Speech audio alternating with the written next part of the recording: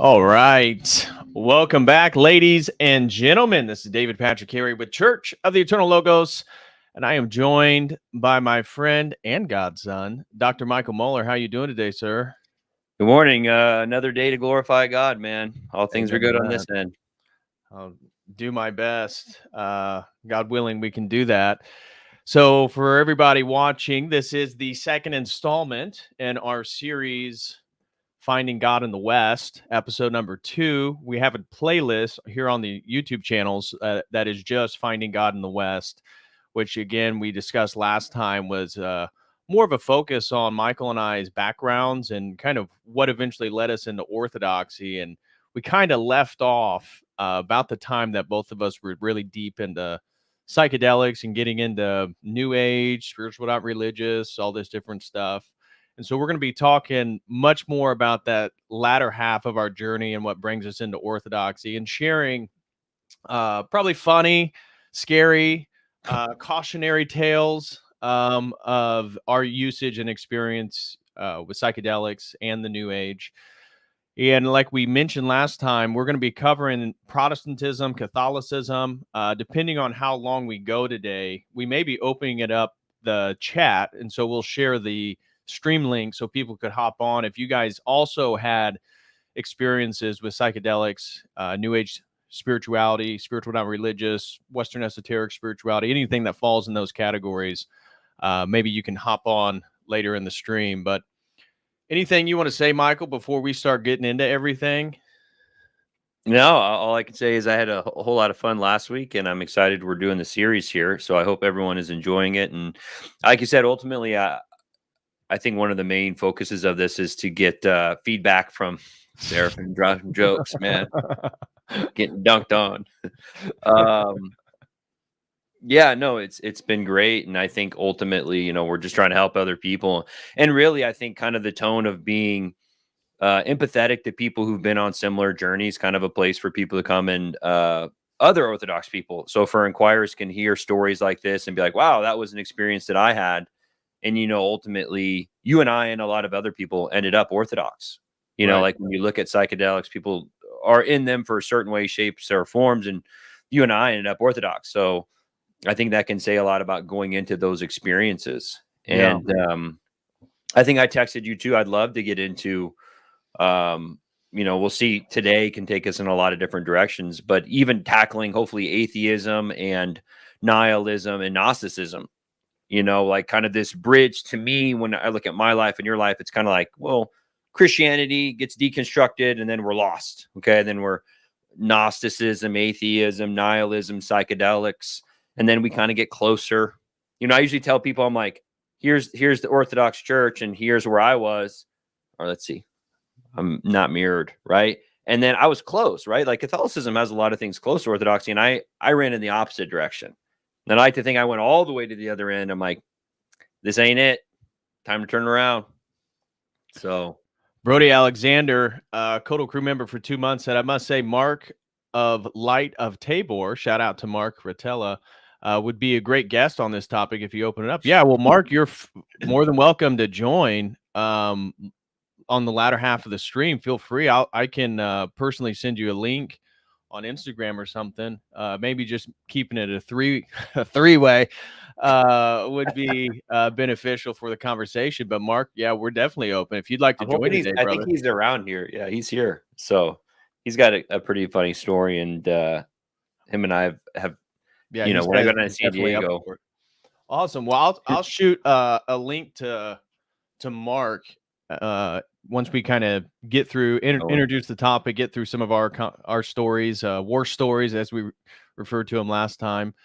But I wanted to make a comment because you're mentioning nihilism, atheism, and I am kind of noted because of the little niche we're in as the psychedelic Orthodox guy. Not that I do psychedelics now, but because I had such an extensive background in them before becoming Orthodox. Jay, shout out to Jay Dyer, he shared his experience. He had kind of much more negative, you could say, demonic experiences. And we're going to bring up demons and encounters with entities and stuff like that. We're going to be sharing personal stories today. But I was very enamored by them and really didn't have too many demonic or detrimental evil experiences on them. But I wanted to connect it back with the nihilism, that I think one of the reasons why so many psychedelic people are finding orthodoxy is because of the mystical dimension. And so, because of the nihilism of Western civilization, really post World War II, and the collapse of religion and many of the values that unify us, people are looking for a sort of direct personal experience. That's what Terence McKenna's whole mantra was about psychedelics and what they offered. And so then you get into using drugs, which do give you an immediate spiritual experience. Like, there's no doubt that they work in regards to whether it's a real experience or whatever you believe your understanding through it is real or not. It's definitely a real experience to the person who participates. And this leads to people then questioning, again, because of the lack of any sort of critical thinking skills, and we don't teach logic and all this different stuff in our schools. You you go into these altered states and you kind of just take whatever you get as some type of transcendent truth, and it sort of revivifies, or as Max Weber wrote about in the 19th or 20th century, 19th, 20th century, was the disenchantment of the world, that the Industrial Revolution and science has sort of taken the mystical dimension of nature out of our lives, that just mysticism in general, people are yearning for that. And psychedelics offer it in a very real sense of experience. But we can also get into some of the dangers and how I think Orthodoxy offers mysticism. It's considered the mystical church, right? That's literally Vladimir Lossky's book. Um, and it offers you direct experience with God. It's not psychedelic in the same sense, but the theology, once you begin to understand it, I think even informs the psychedelic experience in the logismy and the imagination, your noetic realm, your noetic faculties, which is part of this noetic realm where the angels and demons reside. It begins to make sense how psychedelics can sort of launch you into a real space to contact non-local entities. And that's actually part and parcel of our theology and our schematics. Hmm. Yeah, and I think a lot of what you outlined is probably what had ultimately led us to psychedelics, right? I mean, to me, that's one of the funny things is, growing up in the was it Nancy Reagan, like not even once, the whole like kind of drug culture, and I remember smoking marijuana my first time and being like, this is what they warned me about. Like I went through Dare, a lot of people went through Dare. I didn't really participate in any, even basketball was my life. I didn't drink. And, I was like in high school, people were playing with all kinds of stuff. I told last time a little bit, a lot of my experiences with K2, the fake synthetic stuff came out when I was 19 or 20. It was technically illegal. It was just not made for human consumption. But, I remember smoking weed for the first time and being like, this is what they warned me about. I just feel like I want to giggle, and like, things on the walls look like they're moving a little bit, and I'm just kind of hungry. What's the danger in this? You know what I mean? And if this is what they're telling me is bad, what about these other things? And ultimately, it's kind of, and we don't maybe need to get into the topic, just like sexuality and adolescence. It's like, when is the right time to have those conversations? And it should be, nuanced, talking about those things.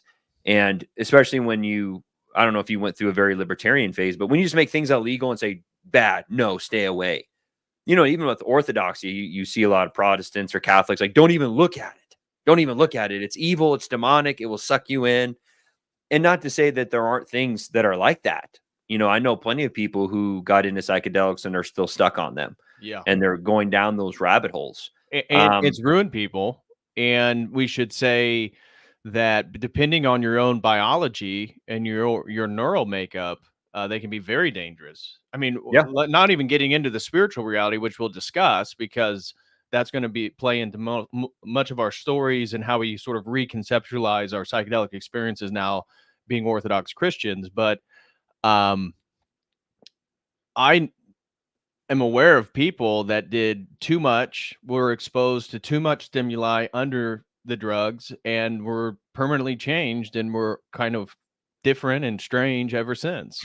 Yeah, remember when was the Connor Murphy stuff? I remember you kind of streaming about that. That was probably Yeah, a year that or was two ago. one. Yeah, where he was Right? taking ayahuasca every day and then began to basically live in a psychosis state. Yeah. And it's funny, not to throw too much shade at any substance, right? Like as a naturopathic doctor too, I think that, right, everything God makes is good. We as humans can definitely corrupt them. And I think one of the biggest parts in medicine is helping people from like a physical perspective. Like it's still sin. Like they've fallen into the wages of sin or death. And right. So that's how I view even medicine. It's like you're in a bad habit. You're doing something that is driving you out of communion with health. Ultimately, Christ is the ultimate health. And that's kind of how you see the sacraments, right? There are these things that we take that the church gives us to be healed. Right. And that's kind of the same thing what doctors are doing. You got a tumor, we got to go in and cut that thing out. What is confession? You got to go in there and cut out, that nastiness at the end of the day. And the hard part for me, especially when I was coming into Orthodoxy, and there's lots of studies. I was involved in MAPS. I went to a lot of their conferences for those who do not know, they do a lot of studies on MDMA for PTSD. And there are pharmaceutical maybe benefits to some of these things. I want to use those words very lightly. But you mean like atropine is something that's psychedelic that you can use on your eye that vasodilates when you go to the eye doctor. SSRIs, most of the time, I really, really don't like them. I have seen maybe some certain circumstances that they may be used in and again, nuanced. I'm a naturopathic doctor. I don't really like using pharmaceuticals, but even like the herb ashwagandha has minor SSRI properties to it for people who have, taken St. John's wort is another one. It actually blocks cytochrome P450, I've heard of that. which helps raise your dopamine and serotonin. So, and everything does. Caffeine, hits our nicotinic or nicotine hits the nicotinic receptors, which hits acetylcholine, helps with focus. Caffeine, it blocks adenosine, releases more dopamine and serotonin, and everything. People, if you fast, eating sugar, like all these things to a minor amount mess with our biology. And you just got to be careful. The more powerful you get, the more powerful pushback you're obviously going to get. So there are, I would argue, some therapeutics to some of these things, but obviously I think it's kind of like marijuana in California, the THC to CBD ratio, right? They antagonize each other. THC helps you feel relaxed, helps you feel good, zone out. CBD has a lot of positives for your neurotransmitters, relaxation, anti-inflammatory. CBD in the brain, lots of studies for cognitive decline. But now the weed in California, it used to be like, I think 5 to 7% THC, 2 to 3% CBD. And now the ratio is like 20, 30% THC, no CBD. So it just shows you, right? Like this is not the weed that your grandma was smoking. You know what I mean? And that's kind of a good correlation to how our medicines work. Ashwagandha, and I think even what Brody was saying that St. John's wort messed them up. It does. Yeah. It can. You really shouldn't be mixing that with other pharmaceuticals. And there is a time and place to talk to doctors, guys. I know a lot of people, we don't like them because there's I've noticed controlled. That just with my fiance being German, that Europeans and Americans have very different, at least the men have very different dispositions towards going to the doctor. At least maybe here in the Midwest, maybe it's a localized culture here in the US, but that's like the last absolute resort is going to a hospital or a doctor. It's broken or falling off, then we'll go in. Until then, we're all right, man. Yeah. My tummy hurts. Is there blood coming out? Nah, you're good. Right. And so I think one other topic, I can probably throw over to you before we dive into this too much is definitely going through these experiences and reflecting on them. I'm a different person now and I have a different worldview. So, I mean, obviously I think we should probably talk a little bit about Preless. We should probably talk about, what are, you did a ton of research on obviously ancient psychedelic use. And then maybe if you want to talk a little bit about, how do you think the church fathers really look at these things before you and I go in and start spouting a bunch of, of our personal experiences, but what's our Orthodox theoronima, probably looking at these things? Okay. Well, you hit like 5 points there, so keep track of them as we go through, because I'm going to lose the thread on hitting all of them. Yeah. I think the first one to talk about psychedelics from an Orthodox perspective is the role of the imagination. And within psychedelic spirituality and the occult arts and the New Age, it sort of elevates and divinizes the imagination as the sort of divine attribute of ourselves. And from an Orthodox perspective, it is divine in the sense that it's acquired by being made in the full image and likeness of God, that it has to do with our noetic faculties, which of course the nous, we don't have the same anthropology of the body, mind, and soul. It's the Can you body. elaborate? Noetic faculties. Yeah. Someone who knows nothing about Orthodoxy, or maybe even just your regular, psychedelic user. How would you talk to them about the noetic or noetic realm? So like I was saying with the tripartite anthropology, ours is a soul, a body, and a nous. Okay. And the word nous comes from the Greek just meaning mind. And so when you read that in Plato, for example, it's more like the Western concept of a mind, that we have these mental faculties that in the imagination somehow detached from the body, which is somehow detached from the soul, and that we have all three of these things together and they come in one piece. Where in Orthodoxy, we believe that the soul gives form to the body. This is a Aristotelian concept of hylomorphism. And that within the soul, we have these noetic faculties. And so when we think about the utilization of logic or rationality or the imagination or any mental faculty that we have, these are like noetic attributes. It's the noetic realm is how Christianity frames it. And so we call angels and demons noetic entities, because they are able to exist within this sort of timeless, what I guess, to a lack of a better word, a sort of mental framework. They're more than mental, right? I hate using that term to make it sound like it's like all in your imagination. It's not. It's almost like the imagination is the ability for us to pierce inside of eternity, and that we can look backwards, we can project forwards, we can be right here in the present moment. And so these noetic faculties is where then we come in contact with angels and demons. And so the logismi are these mental images that the church fathers and many of the desert fathers speak of, that when the demons attack you, they do it through the imagination, through mental images, through thought. And so somebody mentioned yesterday in my stream that I hadn't heard, but this was mentioned on Orthodox Ethos, what's called the needle, the blanket, and the bell. And I love this. And this is totally in line with what our conversation is right now with the imagination, is that the devil or demonic entities try to pierce our noetic faculties, our imagination, our mind with the needle, with an impure thought, with a sinful temptation.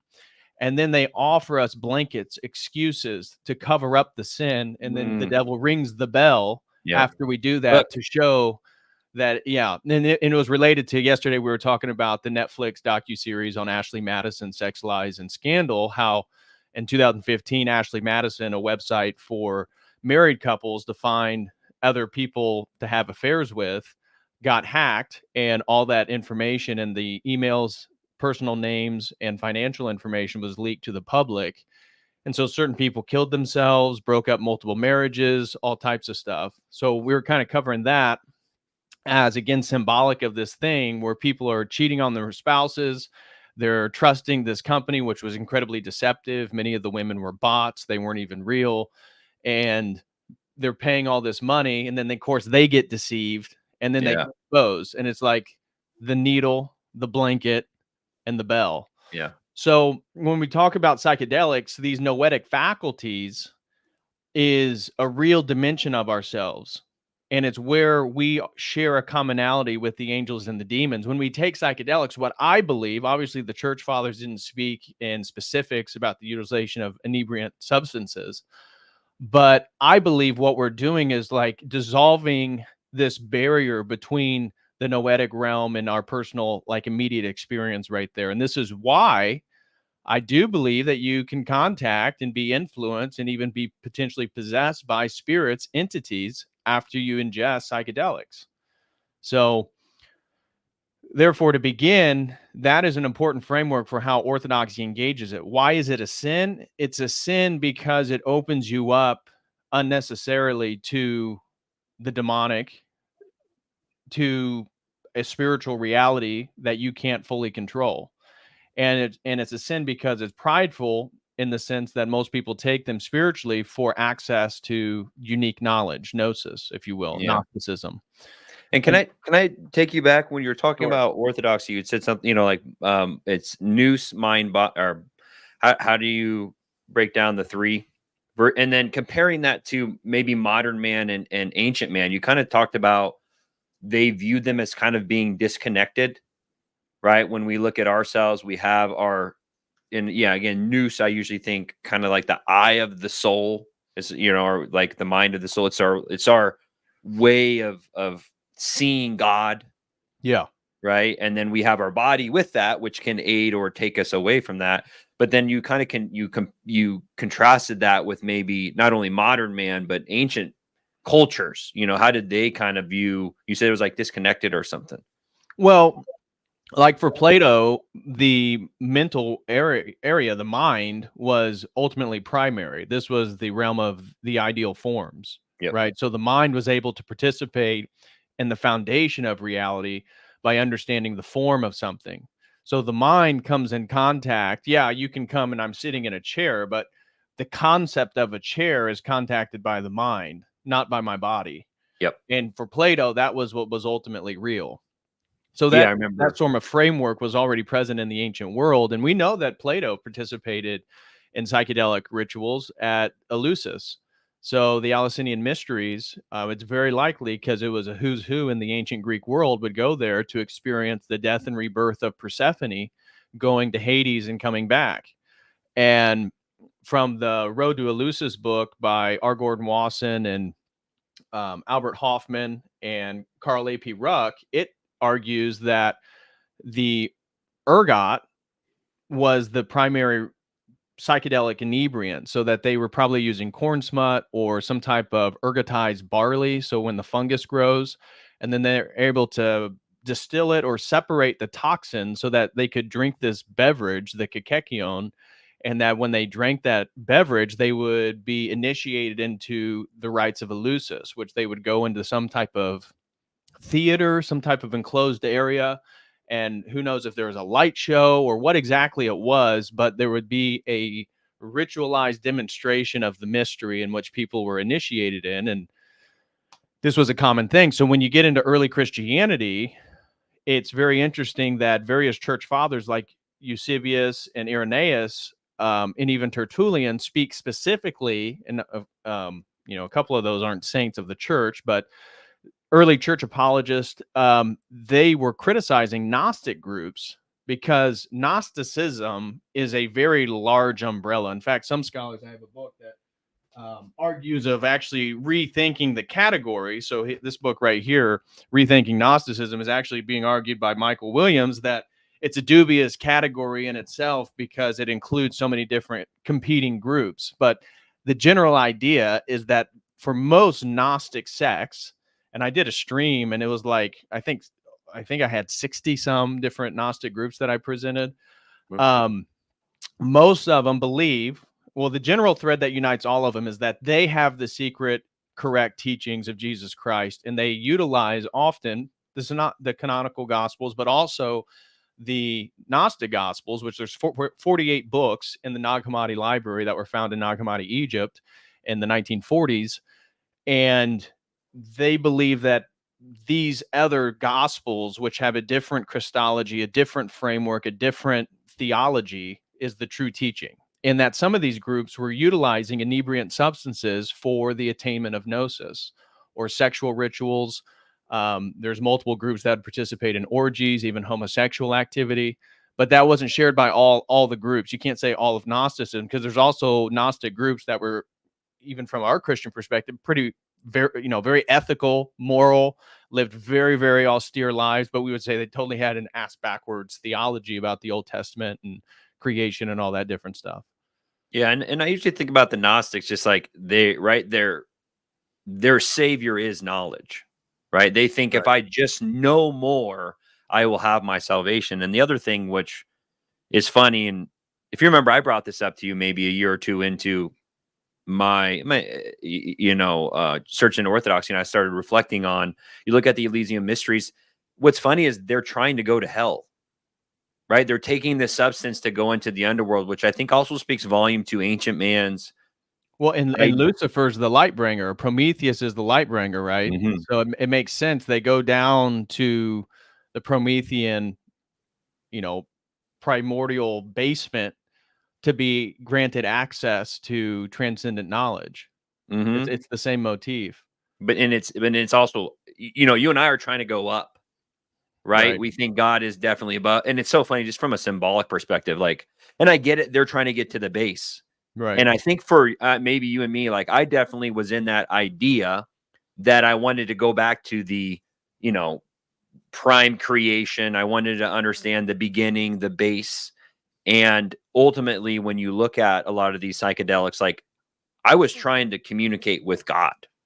Ultimately, like that's what I wanted, right? I've kind of said before, hey, I meet my Protestant friend. He's like, yeah, I was 22. I was lost in life. I was suicidal depression. And Jesus came to me in a dream in the middle of the night. And he said, I'm the way and the truth of the life. Like, and then my life was changed.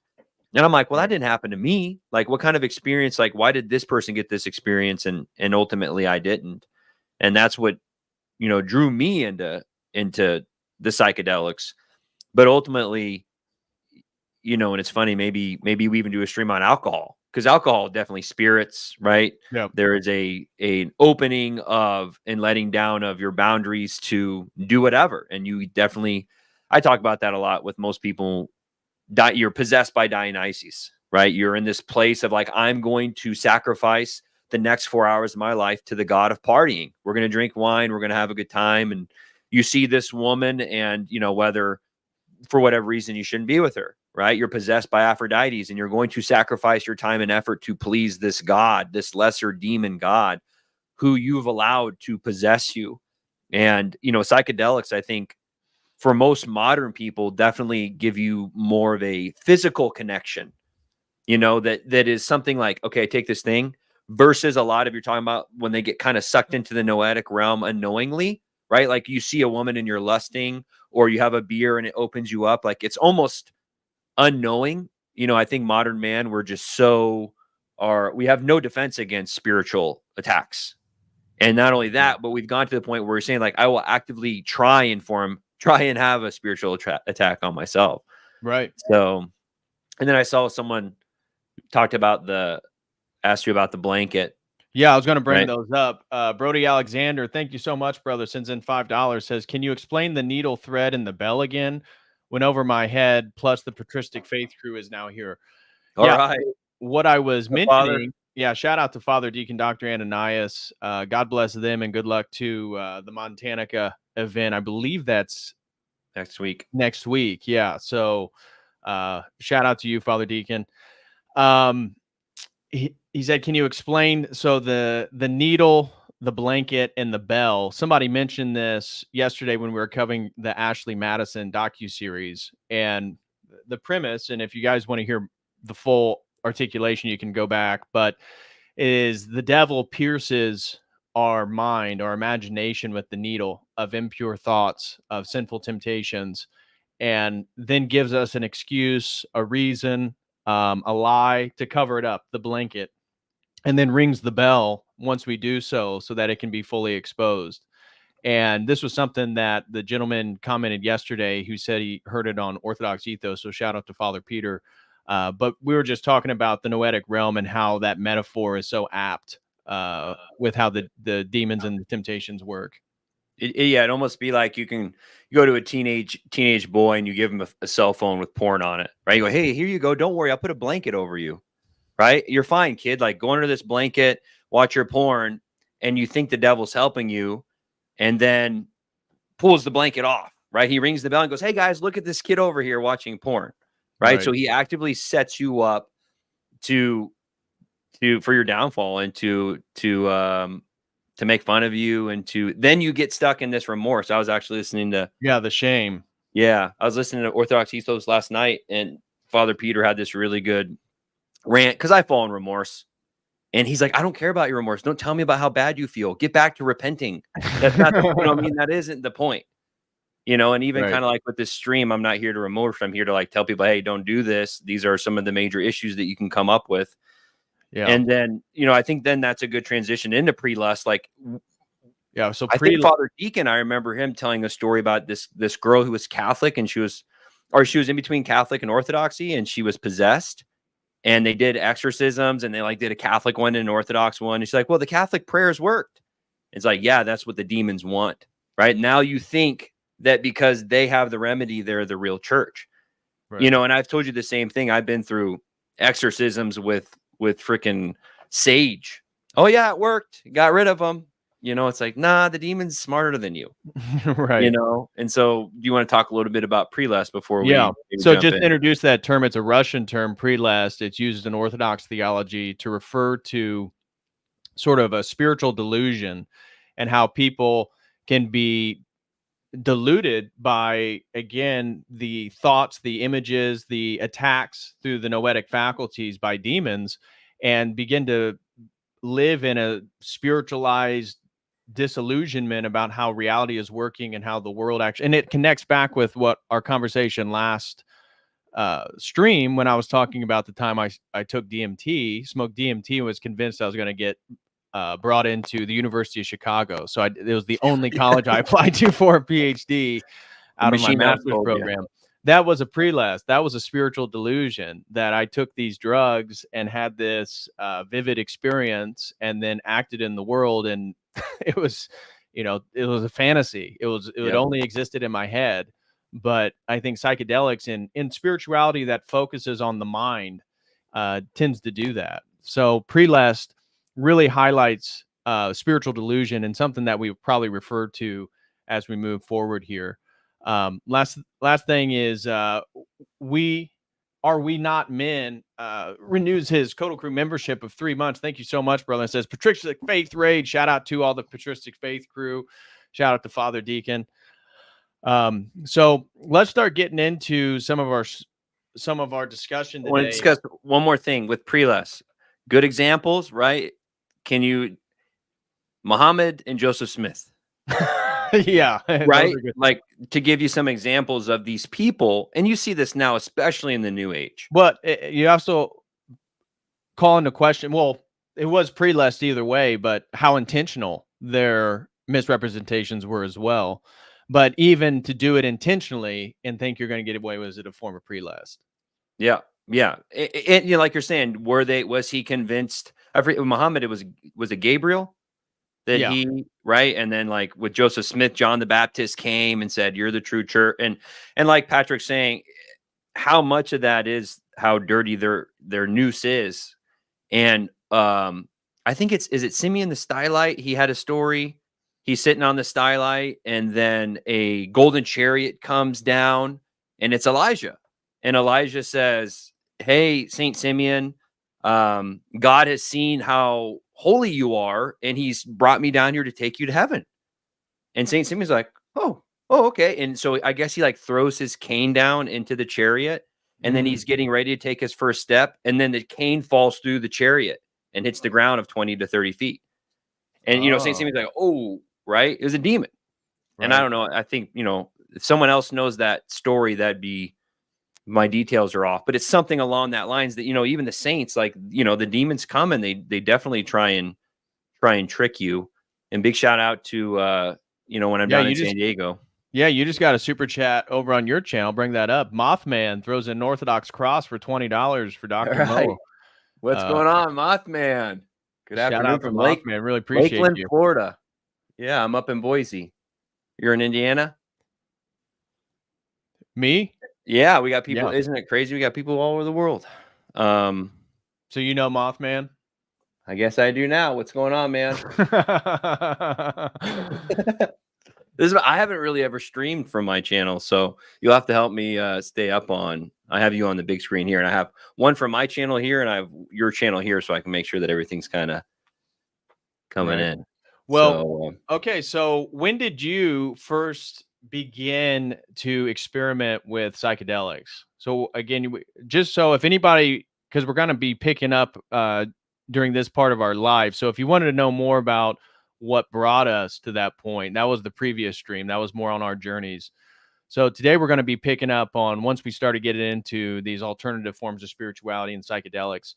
When did you begin to get into psychedelics, experiment with those, and what were some of your early experiences? yeah, for me, real quick synopsis: born and raised Catholic, and then kind of lost it, and then early college. I think, I smoked weed and then did some K2, and I was just having a good time, 21, 22. But I kind of really fell away.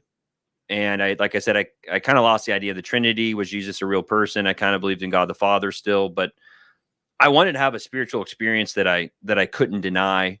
Right. I told you I had the Qigong guy come in at GNC. And so it was funny. I was at GNC and I text my buddy Ty, and the Qigong guy came in and started telling me about astral projection. And so this is, 2013. Internet was around, And so I text my buddy Ty. I go, "Hey Ty, dude, I found out about this astral project," because he was in the same place as me. He actually, one of my favorite stories with him is he was 18. He goes to the Virgin Islands. I'm like 20. He comes back and he goes, "Mo, maybe there's more to life than all of this." I'm like, "What do you mean?" He goes, "I talked to this guy named Lily, and he just, he lived in New York on Wall Street and made millions of dollars. And now he just, he's a fishing tour guide now." He goes, "What's with all this stuff?" I'm like, "What do you mean?" "Money and I'm like, "No, dude, like you go to college." Like, "Oh, that's dumb. You go to college, you get your woman, you pay your taxes, you go to church, like it was kind of an eye-opening experience for me, because you are taught that that's life, right? And if you're a conservative person, you definitely do things in that order, right? You'll listen to like a Ben Shapiro or whatever, who's like, go to college, get your degree, find a job, get a woman, have kids, like in those orders. And for better or worse, that did shake me a little bit, because I really started to think about it. But I texted him and I came home like at 9:30. And he goes, "Mo, I got it. I got it." He had like this big stack of papers. "This is it. This is the Akashic Records. This is the secret of the universe." I was like, "What is this?" And my roommates who were Protestant were like, "You guys are idiots." I'm like, "Oh my gosh, we got to start these techniques now. We got to do this." We started looking like, okay, you got to like take, we got to get some quartz crystals. We got to, okay, when it's out at the moon, we got to do this. We got to do that, other, lion's mane mushroom and all these supplements. Huperzine increases, your REM sleep and all these things. And so I actually played with a lot of those things first. Like I went deep down that rabbit hole of like astral projection, near-death experiences. I think at that time, Joe Rogan came out with the spirit molecule, right? DMT on Netflix kind of came out. This is the God molecule. You release the particle in your brain and you get to talk to God, And I was dumb and naive. Heck yeah, man. I want to talk to God. Who wouldn't want to talk to the creator of the universe? It's funny. Last night I was thinking about that. I'm like, I'd be terrified now. Like now I'm like, oh man, like I was so stupid. Do you know what I mean? Like the audacity. I use that example a lot. Like if you get pulled over and thrown in jail tonight, what are the chances Joe Biden, Trump, any world leader is going to come and bail you out? They're not. Sorry. No. But like when you know what I mean, just to reflect, I'm like, oh my gosh, the creator of the universe came down and bailed me out. Like it is just mind blowing. It is absolutely mind blowing that the creator of the universe cares about you at all. He doesn't have to, right? In any way, shape, or form. And so that's what I was doing. I was doing all these techniques of waking up early and sun staring, juice fasting, trying different herbs, because I wanted to pop out of my body and like fly around. And to prove to myself of the noetic realm, like I didn't believe it, but now looking back, I was trying to have a physical spiritual experience. Right. You know what I mean? Like now I'm like, well, that defeats the whole, like, again, if I could talk myself, I'm like, dude, you have no idea what you're talking about. You know what I mean? So I went down that rabbit hole for a long time. I had a friend at GNC who now looking back, not a great influence. He was trying to, I think I told you, it was all about LSD and talking to aliens. He's like, this is how you do it, dude. We gotta go out in nature. We take some of this stuff. I sat on the rock. The aliens came down into my brain. They gave me the stuff. I couldn't even figure it out. And I'm trying to think, do you remember Stephen Greer? I do. Do you remember? Was that might have been around the same time too? Of like, that might have been actually a little bit later, maybe 2014 or 15. So I don't know where you were at this time, but I really wasn't even looking at psychedelics. I was still kind of fearful of them. You know, for a lot of people now, like, look, I do a lot of testosterone replacement, but like steroids scared me, drugs scared, all those things. I was like, I need to know every single thing about them before, you know, I played with them. You know, like Right. K2, I researched it a lot. Like, what is this? What's this biochemical makeup, bodybuilding.com, you know, listening to the gym bros about different things and other herbs, really. And I was like, if I can achieve this through natural means and even psychedelics, you could argue are somewhat natural.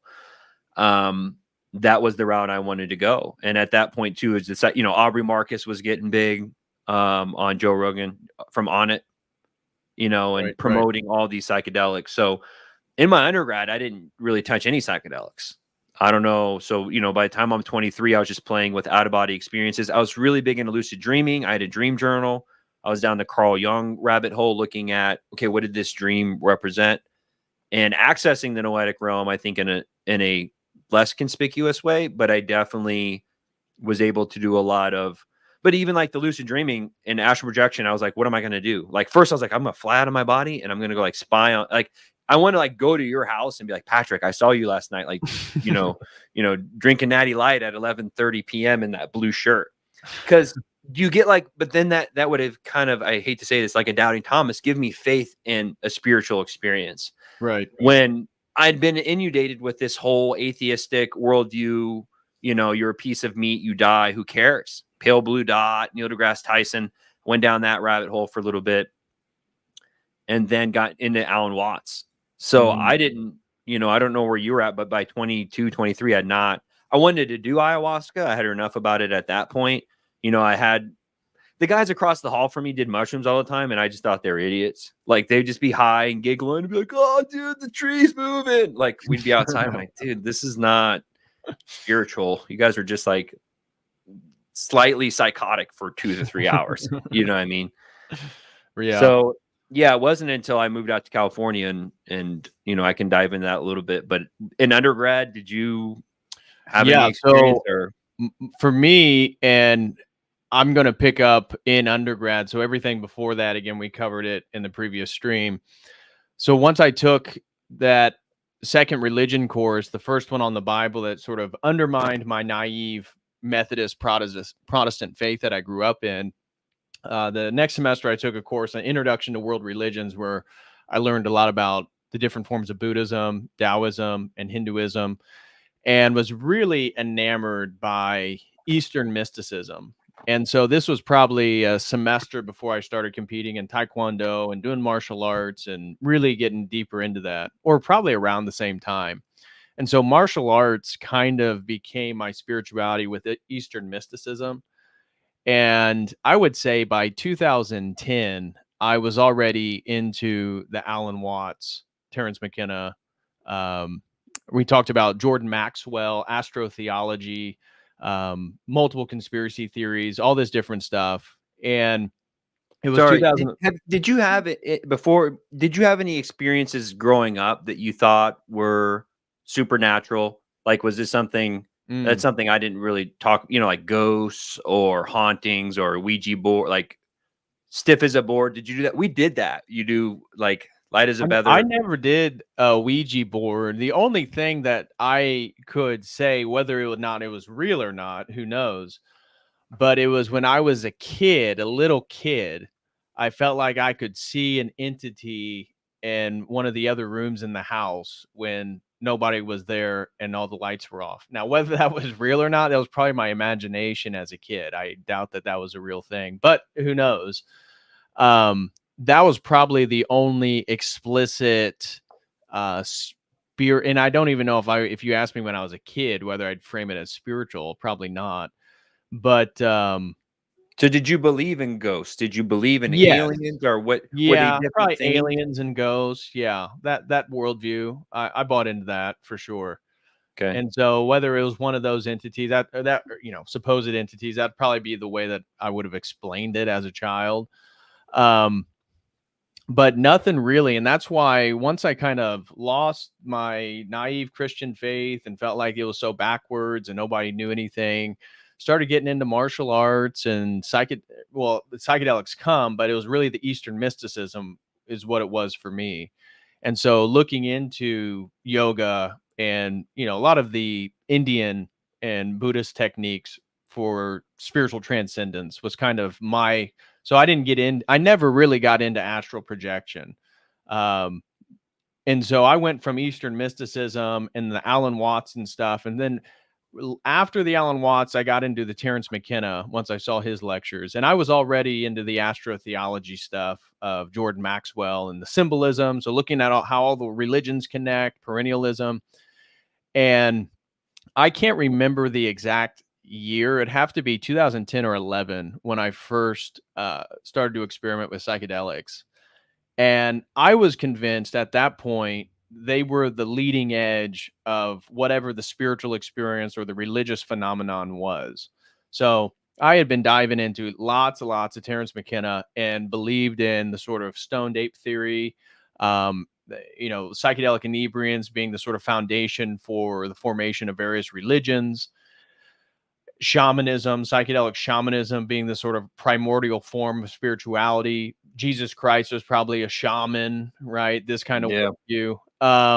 And so Lord forgive me. Forgive Forgive him. me, Lord, for Me my too. ignorance.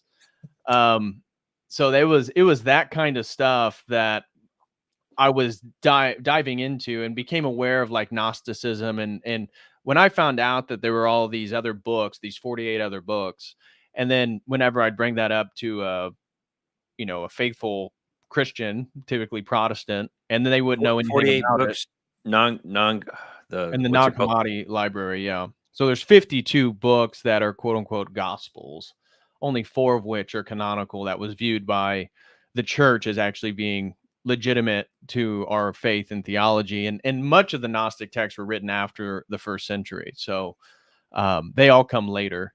And once I was exposed to that, and then hearing the theories of McKenna and John Marco Allegro, the sacred mushroom and the cross, the idea that Jesus Christ was a mushroom, this type of stuff was really interesting to me. And so I remember my first psychedelic experience was taking I think it was a hit or two of LSD, and I was so excited to finally get a hold of it.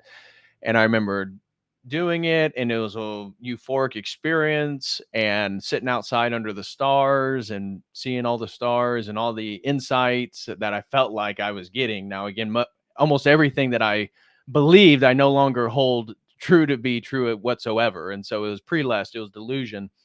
But the idea of like wizardry and the Renaissance magician and the imagination being the sort of access point to this transcendent world of like cosmic genius was really enamoring to me. So I remember after that experience, I was pretty much sold. I was sold on the idea that psychedelics were the bottom of the rabbit hole when it came to spirituality and religion. And for the rest of my 20s. So that was So probably when I was, you were Indiana undergrad, so yeah. And I think I 20. was 22 when I first took psychedelics. So you did, and I assume was that was before you then applied to Chicago, Yeah. right? Oh no. Oh Okay. yeah. That's after my master's degree. And that was after I created Fractal Universe. Okay. So I had not created the psychedelic YouTube channel yet. And so throughout 2011, 12, 13, 14, 14 is when I go to get my master's degree. And I was just consuming everything that I could get a hold of regarding some of these prominent thinkers of the 60s regarding psychedelics. So the Timothy Leary's, Terence McKenna's, Robert Anton Wilson, everything Alan Watts I could get my hands on. Just consuming all this stuff is like really having a perspective of history of like evolutionary progress, which was not only biological, because I had a degree in biology, so I was a belief in the Darwinian macro theory, all that different stuff, and that what was happening was sort of my worldview was that sort of divine consciousness. So believed in the Big Bang, believed in that whole timeline, but it had a telos, a sort of divine conscious telos undergirding the whole process. That would be the way that my framework operated. And so then what happened in the 1960s and the counterculture was like the latest phase. This is like the end point of the historical religious project. And now we just have access to these substances that take us there. We don't need all this other stuff. That was my naive understanding. And if I could get my hands on mushrooms, on LSD, those were the two main substances that I had access to and I would use fairly regularly. So by the time of 2012, 13, 14, I would take psychedelics like every 4 or 5 months. Mhm. And the way that I did them was not going to parties or even raves. That was kind of later, during my master's degree, where, you take a little bit of psychedelics and go to like a big EDM concert or something like that. Really wasn't interested in that. I was totally focused on like spirituality, Eastern mysticism, and the access of like gnosis. So, I mean, for the first like 3 years, I only did them typically by myself and out in nature or in my backyard or something like that, not with people, for the whole point of having those like mystical encounters. That was what I was seeking. Yeah. And do you want to kind of go into maybe some of the revelations, or, I'll give you a little bit on my end. So, I'm an undergrad, learn about these things, but there's no ayahuasca in Southern Illinois. And my grandma had actually passed away my senior year, and I got a little bit of pocket change, and I was trying to decide, what should I was really close to me, like, look, man, I'm just going to go to Peru. I'm going to go down to Peru, do this thing, I can sit around here and there was some local people in Southern Illinois. And I'm like, dude, man, if I'm going to do this, I should do this. But I held off. So I moved to Southern California, start my naturopathic medical school. And then one of my classmates, her husband, and at this point, like, I know everything about ayahuasca, Banisteriopsis copii. I know the Bactruna shrub, the combination of the two herbs, how they work. One's an MAO inhibitor, one has high amounts of DMT. There's DMT everywhere. Your stomach breaks it down by an enzyme. You block the enzyme. You can smoke it, X, Y, and Z, Bufo Moringo frog. Like, I was like down the rabbit hole listening to all this, understanding the biochemistry, how I fast, you can't take tryptamines, no cheeses, chocolates, or whatever. For those of you who don't know, you can go into serotonin syndrome when you mix certain psychedelics together with other tryptamines. Tyrosine or tryptophan derivatives increase serotonin and dopamine, and you can die. It'd be a very rare situation, but you definitely want to be mindful of those things. So there are certain diets that they definitely recommend doing before you do most psychedelics, really. And you can do herbs. Like, I figured out supplements that help, to prevent, if you've ever done other other, what I would say, inebriating substances. I figured out B vitamins to take that help with replenishing and da da da. So, but I'm in Southern California, and my classmate's husband comes to me and says, "Hey, man, have you heard of this this stuff called ayahuasca?" And I was like, "No," and I was like, kind of like, "No, like, what is it?" I mean, like, I'm not trying to provoke anything. He's like, "Yeah, so my friend, he was down in Costa Rica. He did this, and he said it was life changing, man. It was crazy. It's just life changing, and he knows a person here, and we're gonna go out in the desert. We're gonna do it." And I was like, take me. Like, this is what I want. Like, and I was kind of like also jealous. I'm like, I've been wanting to do this for years, and you just like stumble on it. Like, you haven't put the hard work in. You don't even know what you're getting yourself into. And I didn't want to be that guy, but I was thinking, Lord have mercy on my judgment. I'm like, dude, you have no idea what you're walking into. Like, but I didn't want to be the guy who knew everything. You know what I mean? And be like, well, you need to do this. You need to do that. You need to do this. Da, da, da. So anyways, he goes and does it. And he comes back and is like, dude, it was crazy. I won't tell some of his experiences. It was like, hey, dude, we're going back. I'm getting a group of my friends. You want to come with me? I'm like, yes, let's do this. So several months later, we gather up, we go to a certain place, and it's done legally. It's done underneath a Native American religion.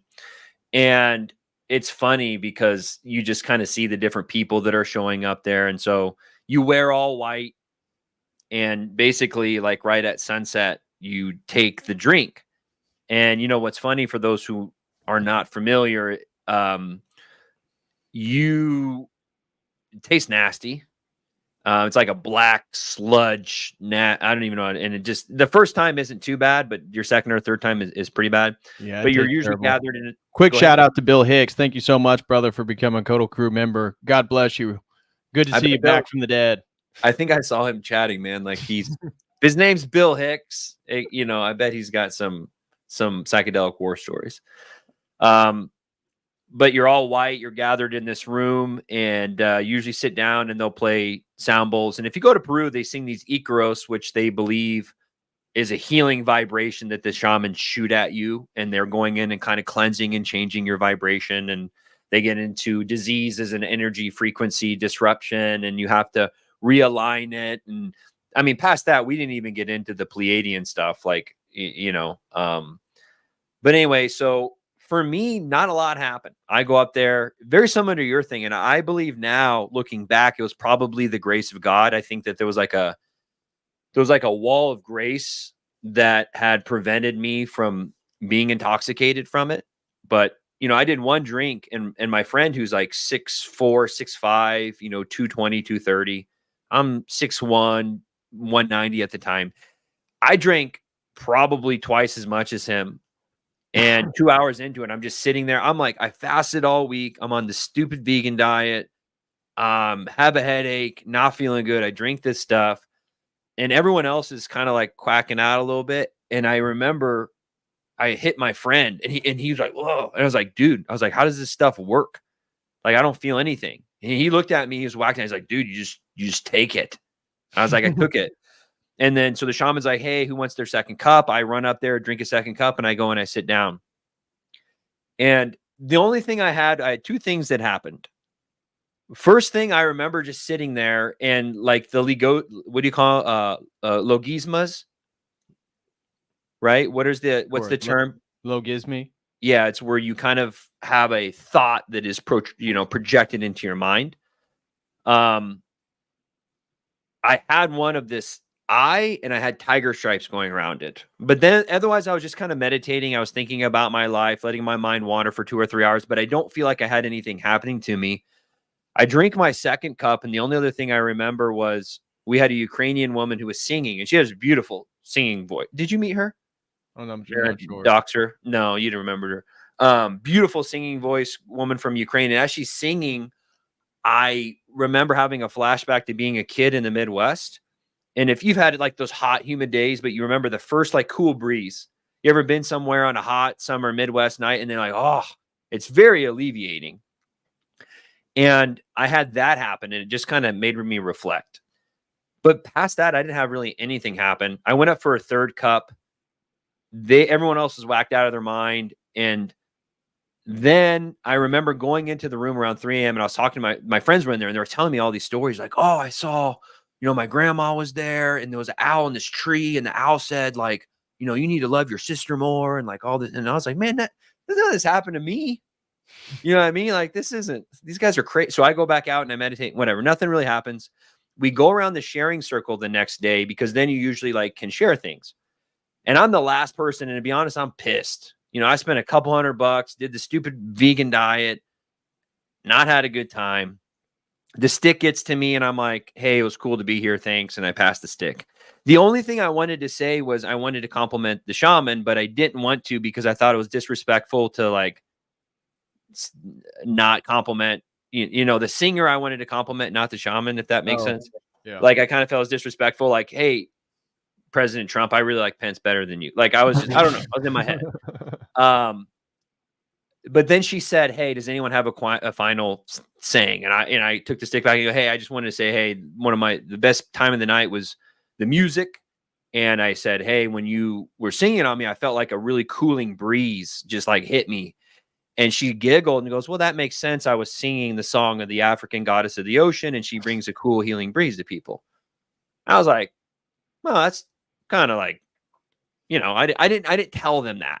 And then the head shaman started giggling, and the singer goes, "Oh yeah, that because the African goddess of the ocean works really well with the tiger mama." And then I remembered, like, I forgot all about that tiger thing. And I was like, "Who's that?" And the head shaman's like, "That's me. That's kind of like my spiritual experience when I'm in the realm. People like have this energy of the tiger mom." And I was like, wow. And then I was like, "This stuff is Tiger real, mom right?" is a term for like Asian mothers, how they Ex- hover over their children. Yes. But this is what's so funny is will come up. So one other thing in that story is I went up there with a friend who is an engineer, and he told this sharing circle this. He's like, "Yeah, I had my spiritual guide come to me. His name is Marduk, and he was showing me all of these what do you call them in engineering? The schematics. You know what I mean?" He's like, "These schematics," and Marduk was trying to show me blah blah blah. And I mean, you're familiar with Marduk, Yeah, I'm familiar. right? Yeah. But this guy, I'm saying this guy, and for those who don't know, he was an ancient Egyptian god who fought Tiamat. Or was it I think it Apsu? was Babylonian god. Yeah, and he fought. Fought Tiamat or Apsu, right? They have like a water Tiamat. god. Yeah. Mhm. Anyways, he was like a engineering, but he was like that. Like the way my friend described it, I'm like, dude, that's actually what that guy would do. Like he was an engineer, he's a brainiac, and who knows? But what I'm saying is he didn't know that. I don't think he knew that name. Maybe he did and it just came up. But you know what I mean? It'd be like sitting down and someone who knows nothing about Nordic mythology saying, yeah, I saw this guy named Odin and his son Thor was there. You'd be kind of like, you know what I mean? Like that actually gave me this like, dude, maybe there is like a objective noetic realm that's not complete BS and subjective. Because Right. at that point in my life, like the night after I did it, I was sitting outside. I'm like, these people are all crazy. There is no objective spiritual realm. I was pretty much atheist that night after I did the experience because I'd put so much faith into that giving me a spiritual experience. I'm like, no, like it's it. These guys are all just crazy. They're just being psychotic for a couple hours and that's it. Right.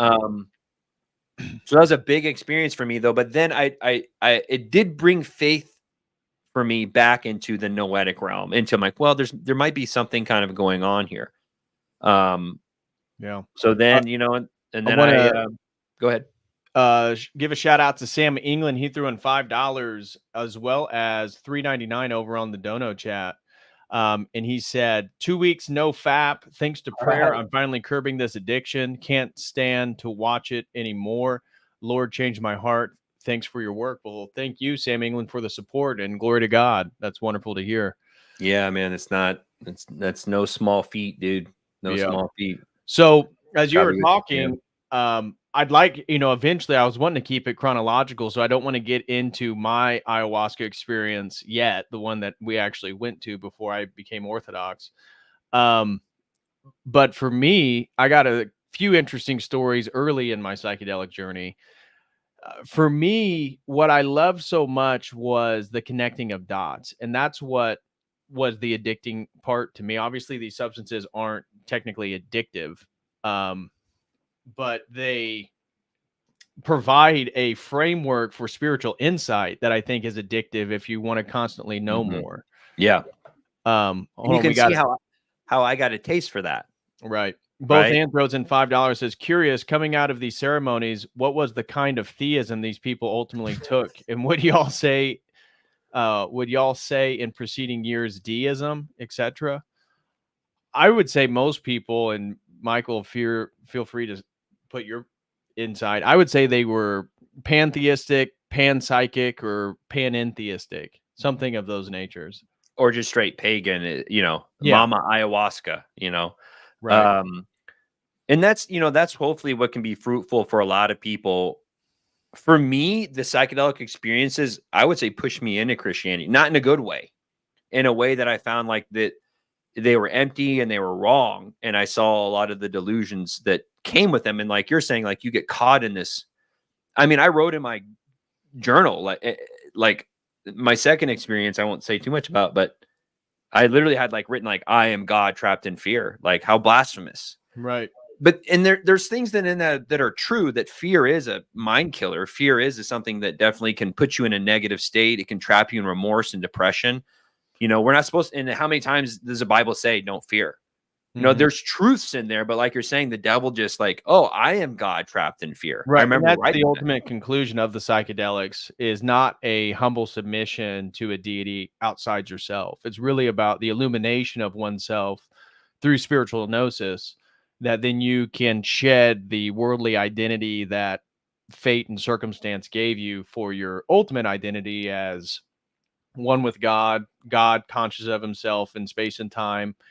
Basically, you becoming who we as Christians believe Jesus Christ is, right? And that's why they believe in this cosmic Christology, where, yeah, you know, it's Arian Christology in the sense that Christ isn't fully God. Well, what Jesus Christ is, and you know, many New Agers will say this, that, well, he was just a fully enlightened entity. And sometimes they'll put him on par with the Buddha or Lao Tzu or something like that. Sometimes they'll even elevate Jesus Christ above consciousness. above It's Buddha. not Yeah. Buddha consciousness, right? It's not Muhammad. It is Christ consciousness. I think most of the circles, and that may have been that they're raised Christian, have a tendency to be very, very Aryan and not know it. Right. You know what I mean? Well, yeah, they absolutely believe that, if they do believe in Jesus as a historical figure, that he was like some illuminated entity that attained the actualization that all psychedelic and New Age people can attain. And this is related to Theosophy and Blavatsky's and theology, all that different stuff. But going back to what I was originally saying was some of my early psychedelic experiences. So for me, I was just enamored with getting inebriated, sitting really with silence, very little stimuli from like any technology, just sitting in nature, and then just letting whatever my thoughts or naturally animals, like weird circumstances, emerge. And during my undergrad, some of the other, you know, guys and people I was hanging out with, med school, you know, pre-med students, whatever they were studying, we would typically, you know, go out to bars and stuff. Thirsty Thursday was a thing. So college kids got, you know, discount on drinks on Thursday. And they knew that I was taking psychedelics and I had this kind of new age, perennial spiritual worldview. And they're like, man, I'd love to do that sometime. And so one guy, he was a pre-med student. I told this story for members, I think a couple years ago on my website. He wanted to take psychedelics, and I told him, okay, well, I got, you know, some LSD. Why don't you come down one of these weekends and we'll do, you know, a session that night. And so he came down. I gave him, I think, a hit, maybe two, or maybe it was a hit and a half. It was no more than 2 hits or less. And then I took, I think, like 4 that night. And so we were planning on, you know, going out of our minds and just sitting outside nature with like no stimuli. And so we go downstairs and I turn on like an Alan Watts lecture with visuals, and we just sit there and hang out and wait for it to come on. And we're sitting there, and I had like these wicker round chairs. It has like a little stand, and then it has like a big wicker chair that you can kind of orient around and has cushions inside. And he was sitting on it, and it's like a big disc, and all of a sudden he just like grabs a hold of it, like slams his hands down, grabs a hold of it. And I kind of had my eyes semi closed, watching the video, closed, meditating, trying to get in like the spiritual mentality before, you know, the drugs came on. And I look at him and his eyes are like wide open. I'm like, all right. So I asked him, like, you're all right, bro? And he didn't really have a response. He's kind of just in his head. So I kind of ignored it. And then I could tell like the tension. So I look back and he's still like that. And then he gets up and I'm asking him like, hey man, what's up? You know, are you feeling it or something? What's going on? And then he goes and sits in another chair and he's not saying anything to me. And I'm like, all right. And then he gets up with hands in front of himself like a zombie and just walks, and like the flat screen TV was on a stand, and he almost like he like puts his hands on the TV and like it just keeps walking forward, and now the TV's like pushed against the wall. I'm thinking this dude's about to break the TV, so I push him. I'm like, dude, what is going on? And he doesn't say anything, so I just open the door to the outside, and he walks outside, and I'm like, I shut the door and I fix the TV. I'm like, what the hell? And then I open the door, and he's covered in dirt. He went and started rolling around in the yard. And I'm like, what is going on? And so I sat there with him, and I was again inebriated. And this is why these are cautionary tales. This is not, even though it's kind of funny and we laugh now, that it was dumb, like what we were doing. And anyways, what I thought was having a seizure. I call my neighbor, who's one of my best friends at the time. And this dude is like straight A's. I mean, he's got tattoos. He's like a cool dude who's pre-med, who's really, really smart guy. And his whole dream is like to be a medical doctor. And his whole life set up, and he just got accepted to med school. So he's going to med school, once we graduate. This is our senior years. And I'm like, what is this? And I'm thinking, did I just kill this guy? Is he about to die? So I'm calling my neighbor, and I don't call, I don't call him late at night very often. So he didn't answer, and I called him again right away. And then he picked up because he knew, well, that's strange. So he answers, and I tell him to get over here, and he runs over, and he's like, oh, and the guy, he's done convulsing. And he's just sitting there, and he's kind of walking around the yard, and you can't talk to him because he doesn't respond to anything. And he's like, oh, I've seen this before. One of our other buddies, he took mushrooms one time and this happened. He's in a different world. He'll be all right once he comes out. He's like not here right now. He's not here right now. Crash landing though, that's for sure. I'm like, what? And so it was true. So he sat there with me, and we hung out for like 2 hours outside while the other gentleman is walking into the side of the house, walking into the grill, like literally moving around and talking with people and like having experiences like totally oblivious to what's in front of his face. And his eyes are open. And eventually my friend leaves, who came over. And so it's just me and the med school student. And I go to get hoodies because it was getting cold. It was late at night. It was probably like 3 a.m. or so. And I go to get a hoodie and tell him to put it on. And he comes and sits down next to me. And as soon as the hoodie like crossed his face and he put it on, it was like he was back. And he looks at me, he goes, hey, Patrick. And I go, Brandon? And he's like, yeah. And I was like, man, where have you been the last 4 hours? And he's like, what do you mean? And then I explained to him, and he starts looking at himself, and he's got bruises, he's got cuts from walking to the house. And he's like, man, he's like, my shoulder hurts. And I'm like, yeah, dude, you were like running and diving in the yard. And he starts explaining that he had this experience where he met this goddess-like figure, and she was explaining his life and his future, and told him he was going to, make it to med school, and he was going to, become a doctor, and this sort of fairy tale life that was going to play out in front of him. And he was normal after that. He never wanted to do the drugs again. He felt like he got his message, but that was a cautionary tale from, again, earlier in my days. That it was like, wow, okay, so different people are affected by these substances very differently. Because I took, over twice as much as he did, and that's never happened to me.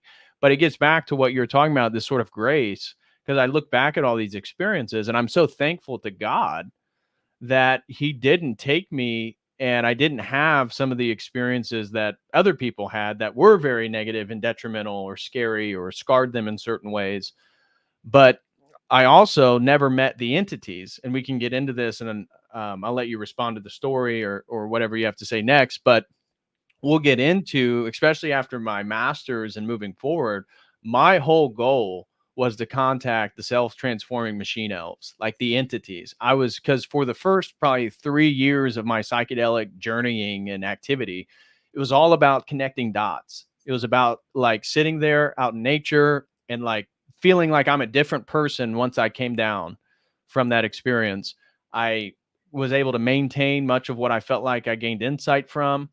and I was now improved. I was always, my perception was that I was always an improved and better person filled with more knowledge every time I came back.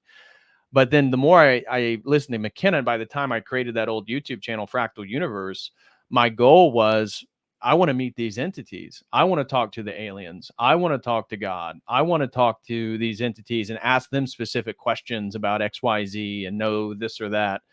And so that became it was still sort of quote unquote spiritual. It was all delusion. It was all, a fantasy story that I've told myself. But that became the initiative really at the end of the master's degree moving forward, was like, I want to contact the entities. Did you have any kind of conceptualization of like magic at that time? Like, did you look at ancient cultures? Like, what is to be said? To me, it gave me a realization of magic. And like you're saying, like, he's weird, blah, blah, blah. Put him in a different place. He was like under a spell. This entity took, and then all of a sudden, for some reason, you put a hood on him. Yeah, it was the sweatshirt. When it crossed his face, it was like a hypnotism. It was like he just came out of a trance, and that shocked me. I'd never seen that before. Did you think kind of like, wow, magic, or what? How are these things entwined? Did you kind of think about it? Like, I think Orthodoxy for me really gave a centerpiece for everything else to make sense. Before that, I felt like I was on a carnival ride and just trying to put these pieces together that made no sense at all. You know what I mean? Like, how does mama, they talk about like mama ayahuasca or peyote. A lot of times they say peyote is kind of more like your what I want to say, kind of like your uncle that can be a little bit provocative. Yeah. There's something to be said about like even like coffee and nicotine. They have, I don't know if I can, a spirit about them. There's something about them that definitely provoke you into a certain direction. You know what I mean? I don't know. People drink whiskey. I don't know about you, but it seems like they want to fight more. Their tequila, they want to take their clothes off. There's reasons we say these things. And then ultimately the psychedelics, I think, really exacerbate that in certain directions. And I use that a lot with my patients when I'm talking about medications. Some people like can do a cup of green tea and they don't sleep for 2 days. Some people can do 3 bang energy drinks and then go take a nap. So real side tangent, like a lot of people, there's a guy named Gary Brecka. He's everywhere now talking about these MTHFR genes. It's just not that simple. Like your body has a speed at which it can create and destroy neurotransmitters. And that can be upregulated or downregulated by B vitamins and the amino acids and your hormone levels. And so that's why you just, I'm elaborating on reasons why people have such different experiences when taking responses to the substances. Yeah. And it's the same thing with pharmaceuticals, ADHD meds, people taking, Vyvanse or Adderall or SSRI drugs. And, how much of that is people who are, trying to bring a bridge into like sin and the life that you live. The worst place that you're in is going to exacerbate. You probably heard that, right? Like, don't ever take psychedelics in a very bad state. It will definitely. And it's the same thing. Like if you just lost your job, you got cheated on a relationship, the last thing you want to do is go and drink a bunch of alcohol. Like you're definitely going to fly off the edge. So, yep. Yeah. And, yeah. That's why they call alcohol spirits for sure, Mothman. Yeah. So that was again just indicative of one of my early experiences. Regards to your question concerning magic, absolutely. After that second trip to China, when I knew I didn't want to do neuroscience, but I wanted to do like a higher degrees, get my PhD in religious studies, is what I knew that's what I wanted to do. My capstone project for my senior year, as we mentioned in the last stream, was theories of magic. And so I was interested in looking at the main theorist of religious studies. That's people like Max Weber, Emil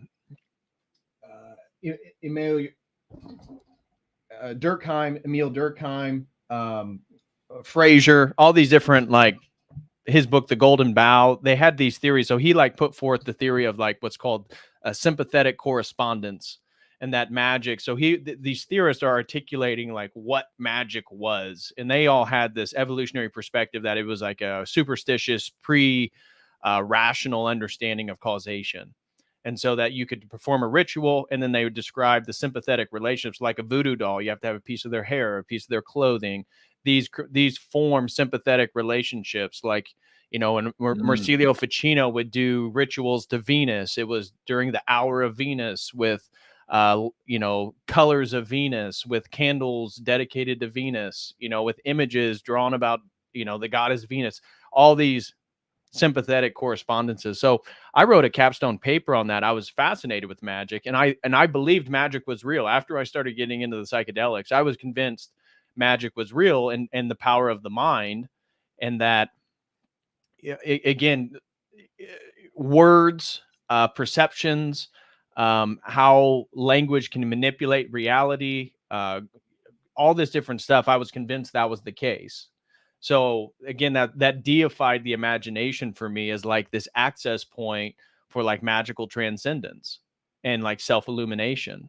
That was my spiritual worldview. So that's why when I went to the University of Illinois for my master's degree, I focused on early Christianity so I could focus on Hermeticism and Gnosticism, and then shamanism with the Native American professor we mentioned last time, who he was one of the few published, you know, prominent Native American professors. It just worked out that way through chance that the university, he was there. And so I was able to dedicate my studies to those kind of specific disciplines. So I was all about magic being real, psychedelics being the forefront, and therefore shamanism and these Gnostic groups being very, very interesting in regards to spiritual formation and how it can inform contemporary understandings. That really characterized my mentality during my master's degree. Yeah, and just to maybe elaborate, like, you still believe in magic, but Yes, like even Orthodox, now right? as an Orthodox Christian, I believe that magic is real, and that rituals are real, and that conjuration is real, and that you know, all types of magic, sigil magic is real, chaos magic is real.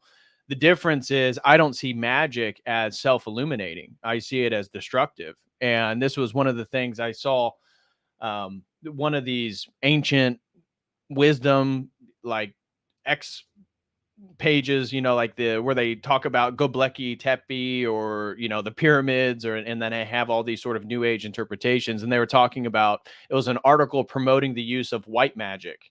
This was just a few days ago. I just rolled my eyes, because now as a Christian, you know, it's like, oh, white magic. Yeah. That's where you help other people, right? Well, magic, the whole principle is about manifesting your will.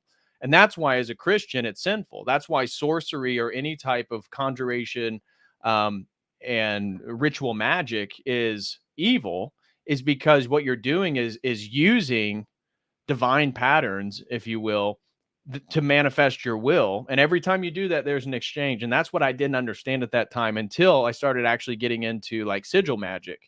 And we can talk about that, because that came during my master's degree. The more I believed all this magical stuff to be real, the more then it's like, oh, well, maybe I want to try some of this magic and, you know, psychedelic, and mix all this stuff together. And so now as a Christian, I don't want to constantly manifest my will, because there is a give and take. I realized that later. At the time I didn't. And so what are you giving up to get whatever it is that you want, whether it be money or social status or a job or whatever it is that you think that you need, and that you're going to use these ritualistic theurgic mechanisms to manifest. And I don't want to live in a world where I worship my own desires. And that's really the fall of the West. That's why the New Age and the psychedelic spirituality is so popular in the West, because it allows you to worship yourself, constantly pursue your own hedonistic desires. I mean, for you and myself, like, where is other than like the fasting and stuff like that, where is the real spiritual discipline for those worldviews? Like, it's so much easier. Once you become Orthodox, and now you're trying to give up your sinful temptations and live like a much more pure lifestyle. That's difficult. That is damn hard. Where the New Age, you can have multiple sexual partners if they're consenting adults. You can have orgies and threesomes, and obviously all the LGBTQ stuff is permitted. Pornography, oh, that's fine. But you eat meat. For some of them, you eat meat. Oh, whoa, that's a problem. Did you fast? It's like that's kind of their spiritual discipline, but that's really about it.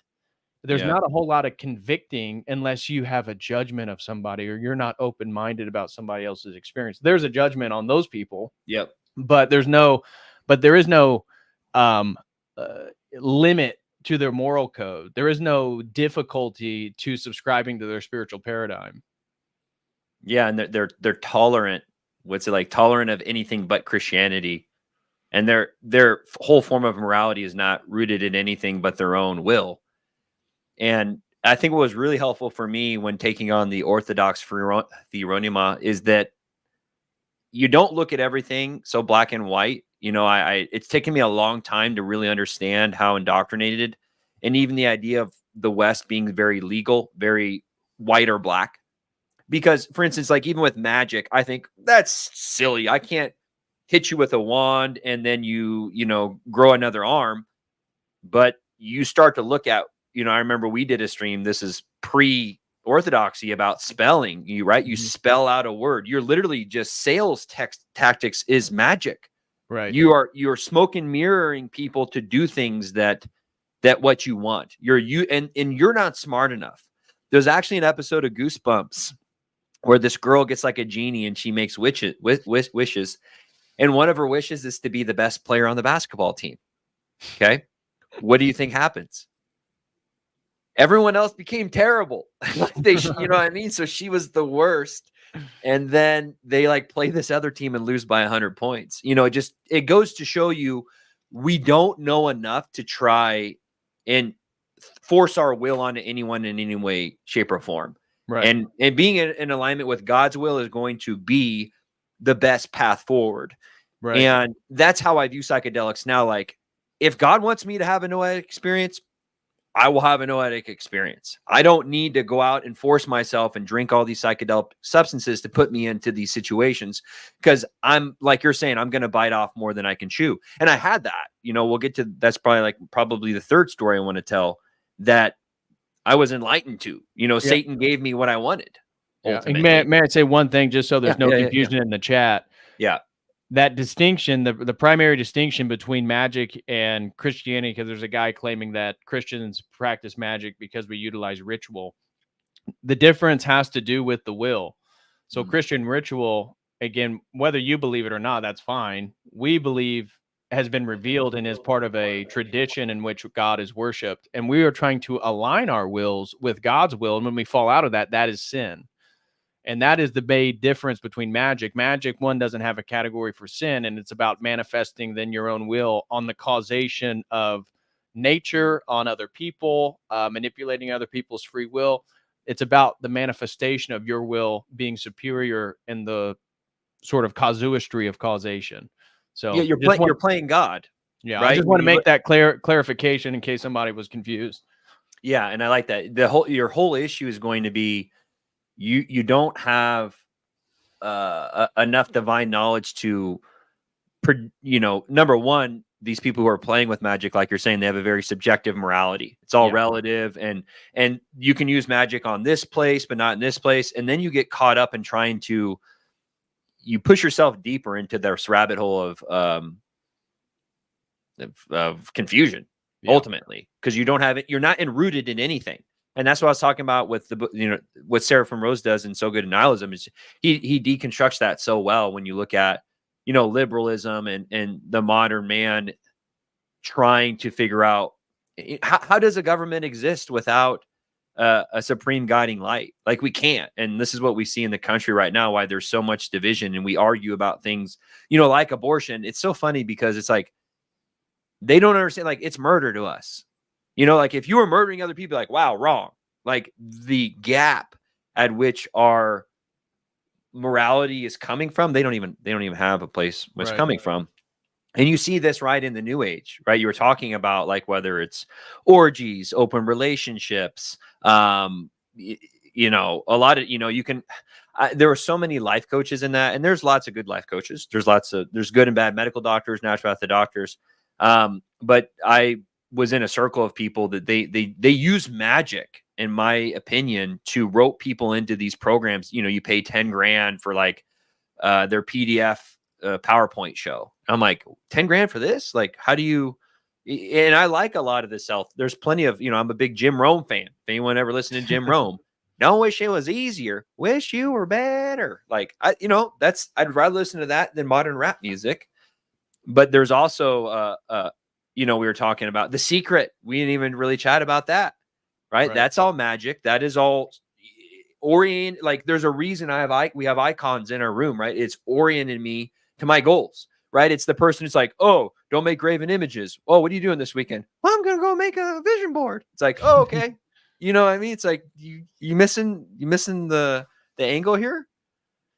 So yeah, sorry for my rant. It's crazy. Well, yeah. So like The Secret, you know, I began to believe all this stuff about the power of the imagination and will in the manifestation of reality. And that's really what sigil magic is about. And that's, you know, I've talked about this multiple times on stream. I came across the lecture on the Disinfo conference in like early 2001 or 2 or something like that, of Grant Morrison. He's the comic book author, talking about, and I did a whole stream actually covering this interview just to show how ridiculous his worldview was then. But at the time, I thought this was profound stuff. And so, of course, the podium has like a little silhouette of a devil head with horns. And he's telling people like everything that Terrence McKenna and Robert Anton Wilson and Timothy Leary told you is true. Magic is real. What Aleister Crowley told you is true. That the psychedelics are good. They take you to that other realm. And then he told people how to perform sigil magic. Really? This is the guy who wrote Dilbert or whatever? No. That's Scott Adams. That's right. Who did you say? No, Grant Morrison.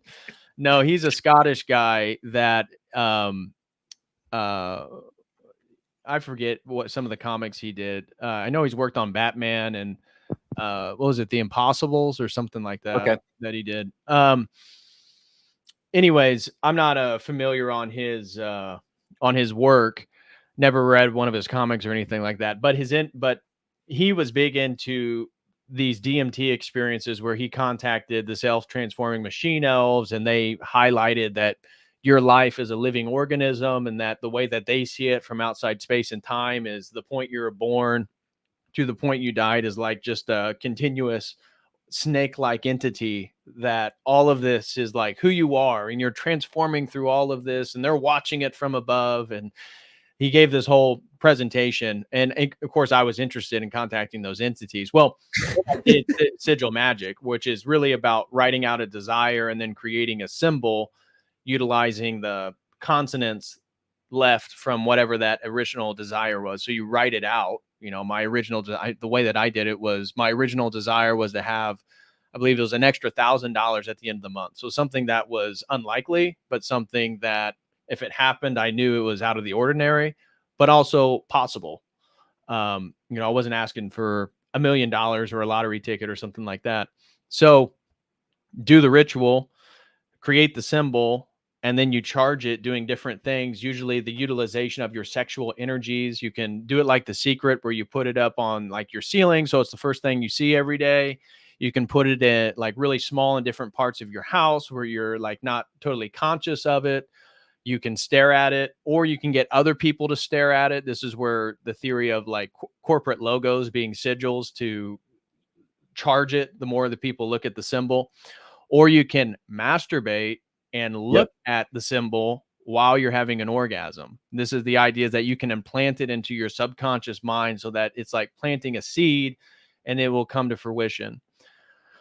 Well, what happened was, I don't even remember the circumstance, but somehow I did get $1,000 by the end of that month, and I was convinced that it was real. Yeah. And so then I was like, oh my gosh, magic is real. Like all this $10,000 next month.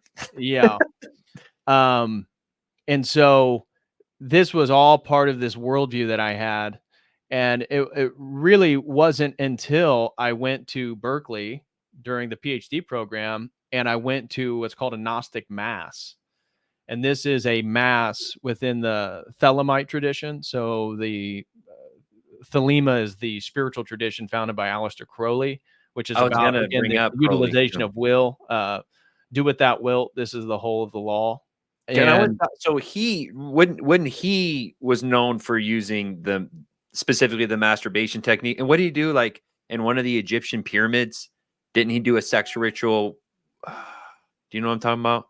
I thought there was a specific story about him like using being a homosexual. Yeah, that, but no, he had a woman. I thought they conjured some demon, and Well, maybe yeah, next on time. the honeymoon with his wife, he conjured a demon called Awas, which Yeah. is, according to him, the source of, I think it's the Book of the Law that he Yeah. claims that was told to him by this entity, which looked like a tall alien gray, basically. Mhm. Yeah. So, anyways, Crowley was into all weird stuff, and he was a big proponent of men being sodomized, because if you could transgress that boundary, then there was no boundary you as a magician couldn't transgress. I know. If you can do this, man, what's next? The goats? You know, Right. if you can do a goat, you can do anything, man. Right. So, Ugh. anyways, eventually, to skip, and we can go back to maybe stories in between, but in regards to magic, where my interest in magic ended, and it ended fairly quickly, was I was still interested in magic, and I would probably say that at some point by the time I got to California, during that first semester, that's when I did the research on the book I mentioned last time, the Psychedelic Gospels. Um, I thought magic was cool. That was kind of, again, like the Venn diagram of magic, psychedelics, and the imagination, like where all those things met, was basically my worldview. Yep. And one of the other PhD students, she was much older. She was actually in her early 50s, and she was a Thelemite, and they had their own Church of Thelema, or their own lodge. I don't remember exactly how they characterized it, but she was in one of our classes, and I believe the class was on Western esotericism or something like that. Maybe it was on new religious movements. Anyway, she was in the same department, a lot of the same classes that I took. And she was inviting the class to her Gnostic Mass that evening. And I went with a couple who were like Unitarian Christians. So they were like these pretty liberal, progressive Christians that believed in sort of ecumenism, perennialism, all this different stuff. And I was like, oh yeah, I'll go with you guys. So us three rode together to go to their house for this Gnostic Mass. And one of the weird things that was actually occurring is right when we got there, so they had paintings on the wall, like ginormous murals from the floor to the ceiling of like Hathor, which is an Egyptian deity, Isis, Horus, like all these different gods, Osiris, like in different parts of the wall inside their house. And we went on the back porch to wait for this Gnostic Mass to begin. And there was rats everywhere. And I didn't realize I went and sat down on the back porch, and me and the other guy that I was with, this Unitarian Christian, we were sitting there talking, and we heard noises in the trees, and we looked over, and he said, "Oh, do you see that?" And then I started looking, and we could see rats filled in this tree and all around like the fence. Like they weren't next to us, but we could clearly see them. And I'm talking like 50 to 100 rats. You think that it said something, symbolically? Well, yeah. Well, now I totally see it symbolically, right? Like Demiurge. this is this is a pit. This is a demonic hole. And so then we go upstairs to this room that is their temple. Oh, that's what they referred to it as, a Thelema Temple. So we go up to their temple, and it's just a makeshift room with like different curtains that kind of section off different places. There's a handful of seats. So we all sit down on the seats, and then there's three people, a priest, a priestess, and then another guy that are doing this Gnostic Mass. And it culminates in the end that you as a spectator are supposed to have a desire that you want to manifest.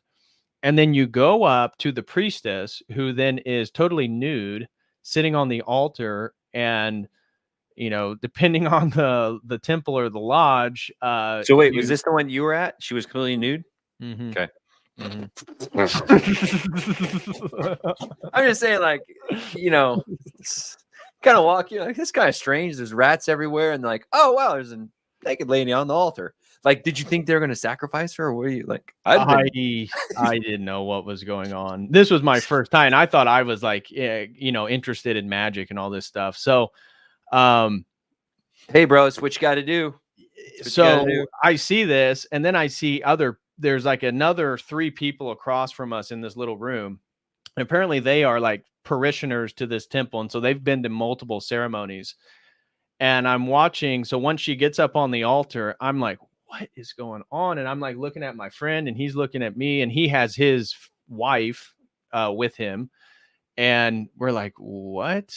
And then they get up, and then they walk up, they get a wafer, and then they started making out with the chick on the altar. Who Like, did? The other 3 people that were across from me, was a guy and 2 girls. Hold on. So you're in the car, you show up with your Unitarian friends. They're a couple. How old are they? True. Around the same age as me. Okay, so like late 20s. Okay. Yeah. Show up, all the stuff. They're you see the married. rats outside. You come in, altar, naked lady. No, we come in, a whole ceremony happens that's like an hour long. Okay, and is it like, I was going to ask about that? Is it like a liturgy or a mass, or what? It's kind of like a chanting Catholic mass. It's a strange Catholic mass. They use all this formal ritual language. Like Latin? The Gnostic mass is totally written out and like laid out by Crowley, like how it's supposed to be performed. Ooh. So it has all these symbols, and like the priestess is like an Isis figure, and there's all this symbolism that's laden within it. And so how familiar were you with like Crowley and everything at this time? I was pretty familiar with all that. Yeah. Okay. So yeah, it kind of reminds me of the Mummy, is what I'm thinking. Do you remember the scene, like when they're doing like I forget even what happens, but that's what my mind is going to. Like, I think, they do that in a lot of these movies. Blade Runner, right? They sacrifice the women. What's funny is I just watched Dune. They, kind of just sacrifice women. I'm just saying woman on the altar, which is right.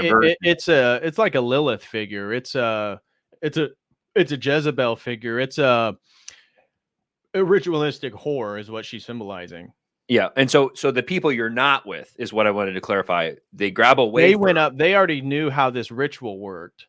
Okay. And so apparently the supplanting of your desire has to do with like this relationship that people have with the priestess on the altar at the end of the mass. This is like the planting of the final seed of the utilization of the mass itself, which is all about. Now, is their perspective that it's like I'm giving away my sexual desires, or it's like they're like specifically desacralizing intimate sexuality? Like you're saying with Crowley, like there's this, if you can get past the sodomy, then it's not like like we view it as like something that's very sacred and protected. I was definitely not interested in any of the gay stuff, but I believed in the magic, theurgic, ritual magic. Yeah, and I'm saying, is that their angle though? We have to get rid of the sacralization, like you're saying, dissolution of boundaries. Like if everyone, that's the whole thing, is that you cross boundaries within a Thelemic paradigm. Any boundary is a limitation, and that means that's a limit on your personal power. That's why Crowley thought if you're going to be a great male magician, you needed to have sodomized and be sodomized, because that means that there's no barrier that you can't cross. Your will is that powerful. That's the idea. Yeah. And so but you're just saying you're with your Unitarian friends, and these people go up and start making out, and you're like, are you going to grab a wafer or what? Yeah, happened? I got a wafer. I did not make out with her or touch her, and she said, oh, well, because she turned to us and like, you guys don't have to do this. This is just what we do. And so we came up, and it's like venerating. It's also like in Orthodoxy, you venerate the cross. It's a direct inversion, a direct inversion, full inversion. Yeah. Full total inversion. Total inversion. And when I left there, I remember talking to them in the car on the way. Wait, did your friends do it? Did the Unitarians do it? No. They didn't kiss her or do anything like that. Okay. So we left, and we're like, wow, that was wild. And we were talking about it, and it just never, it didn't feel good to me. I never went back. I never did anything magical. I really was kind of not interested in ritual magic. And so I really never, that was like the end point of my interest in magic. I was still doing the psychedelic stuff, and it was really just another year. And I was dropping the psychedelic stuff and eventually coming to orthodoxy. But that was a big domino that fell in regards to like kind of crumbling what it is that I thought I believed and what I thought I promoted. And then I go to where they're doing it, and I'm like kind of disgusted by it. Yep. This isn't what I thought it was. I mean, you kind of thought about it's kind of like you get on the roller coaster ride, and as you're clicking up, you're like, wait a minute, what am I doing? Like, I kind of thought this would be cool, but now you're in on it, and you're like, wait a minute, this is not good. You know, but I didn't feel good afterwards. It was something that was the vivid, because I remember getting back to their apartment, and their apartment was, they were like new age Christians. So there's like different, like Om symbols and stuff like Buddha. this, but they're Unitarian Christians, but their apartment was so clean and pristine and everything was in place. So I remember when we got back, like sitting there, it was like like I could relax a little bit. Like it felt like I was somewhere dirty, like something that I shouldn't have been. And that was like, I don't know. I'm not really into that. I don't think I'm ever going to do that again. Yeah. And then it was fully submitted.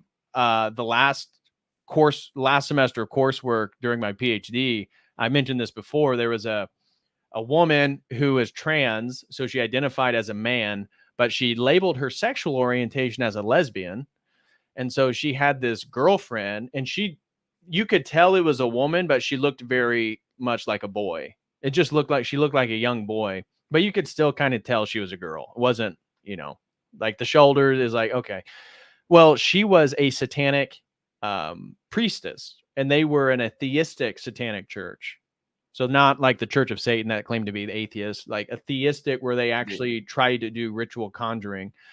And then once she told me about their rituals, which she did in a class presentation, talking about, again, this idea of crossing boundaries, that they would take a wafer that had like menstrual blood on it, fecal matter, urine, because if they could ingest it, there's nothing that they couldn't do. But and then she bragged about how it was like over 50% of the parishioners were LGBTQ. For some reason that makes sense to me. Yeah. Yeah. I mean, I did when I first got to San Diego, we had meetup, and I went to a Rosicrucian, again, because I was in that phase of, this is before I did my first ayahuasca session. I went to a Rosicrucian meetup. This is weird. Same thing. We were like in this weird, I don't know how to explain it, like a Legion Hall, right? Like in towns, you'll have like places where you can rent for like weddings and stuff, but it was like really, really small. We just sat in a circle, and everyone's like, what's your intention for the meeting? And then we did some guided meditations, and then we did some chants or whatever. And I don't know, it just felt like no one there knew what they were doing.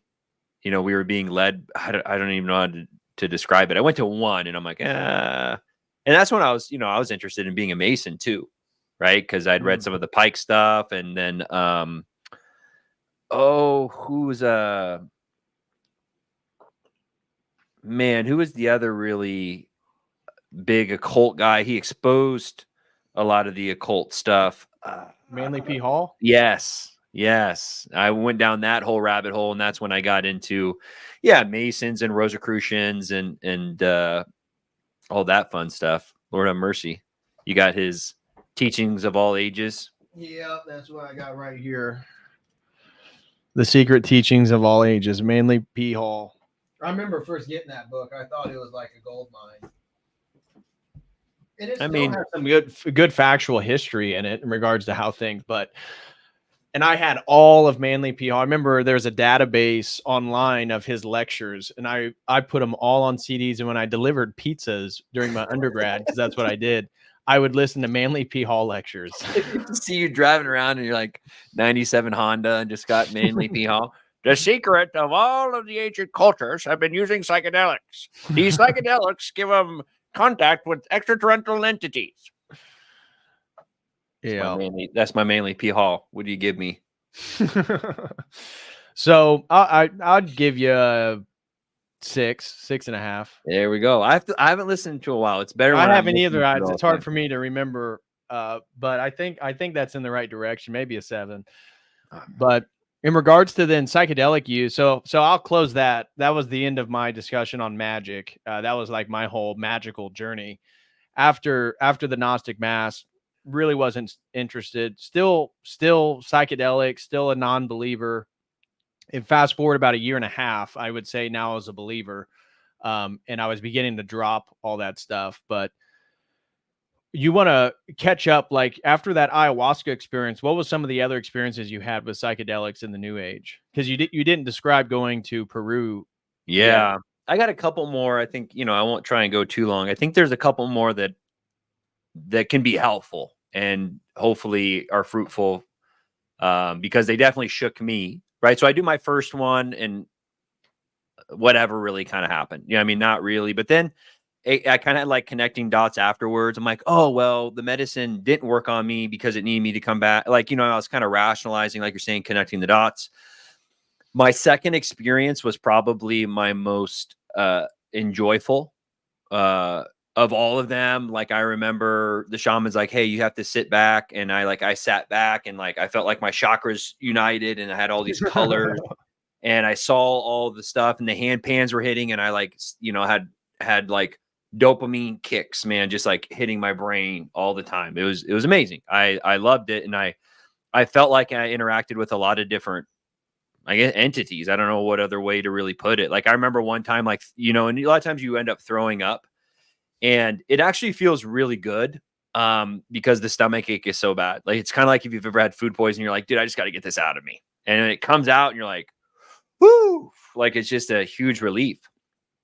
But my second one was the bells and whistles. My second experience was what everyone talked about. Like, and I had like revelations. I went into my chakra. I had like this vision that I was on a rail car and I was going into the ground and I went through my chakras. And as I went through my chakras, I reflected on like root chakra, like what is my connection to God? What is, money?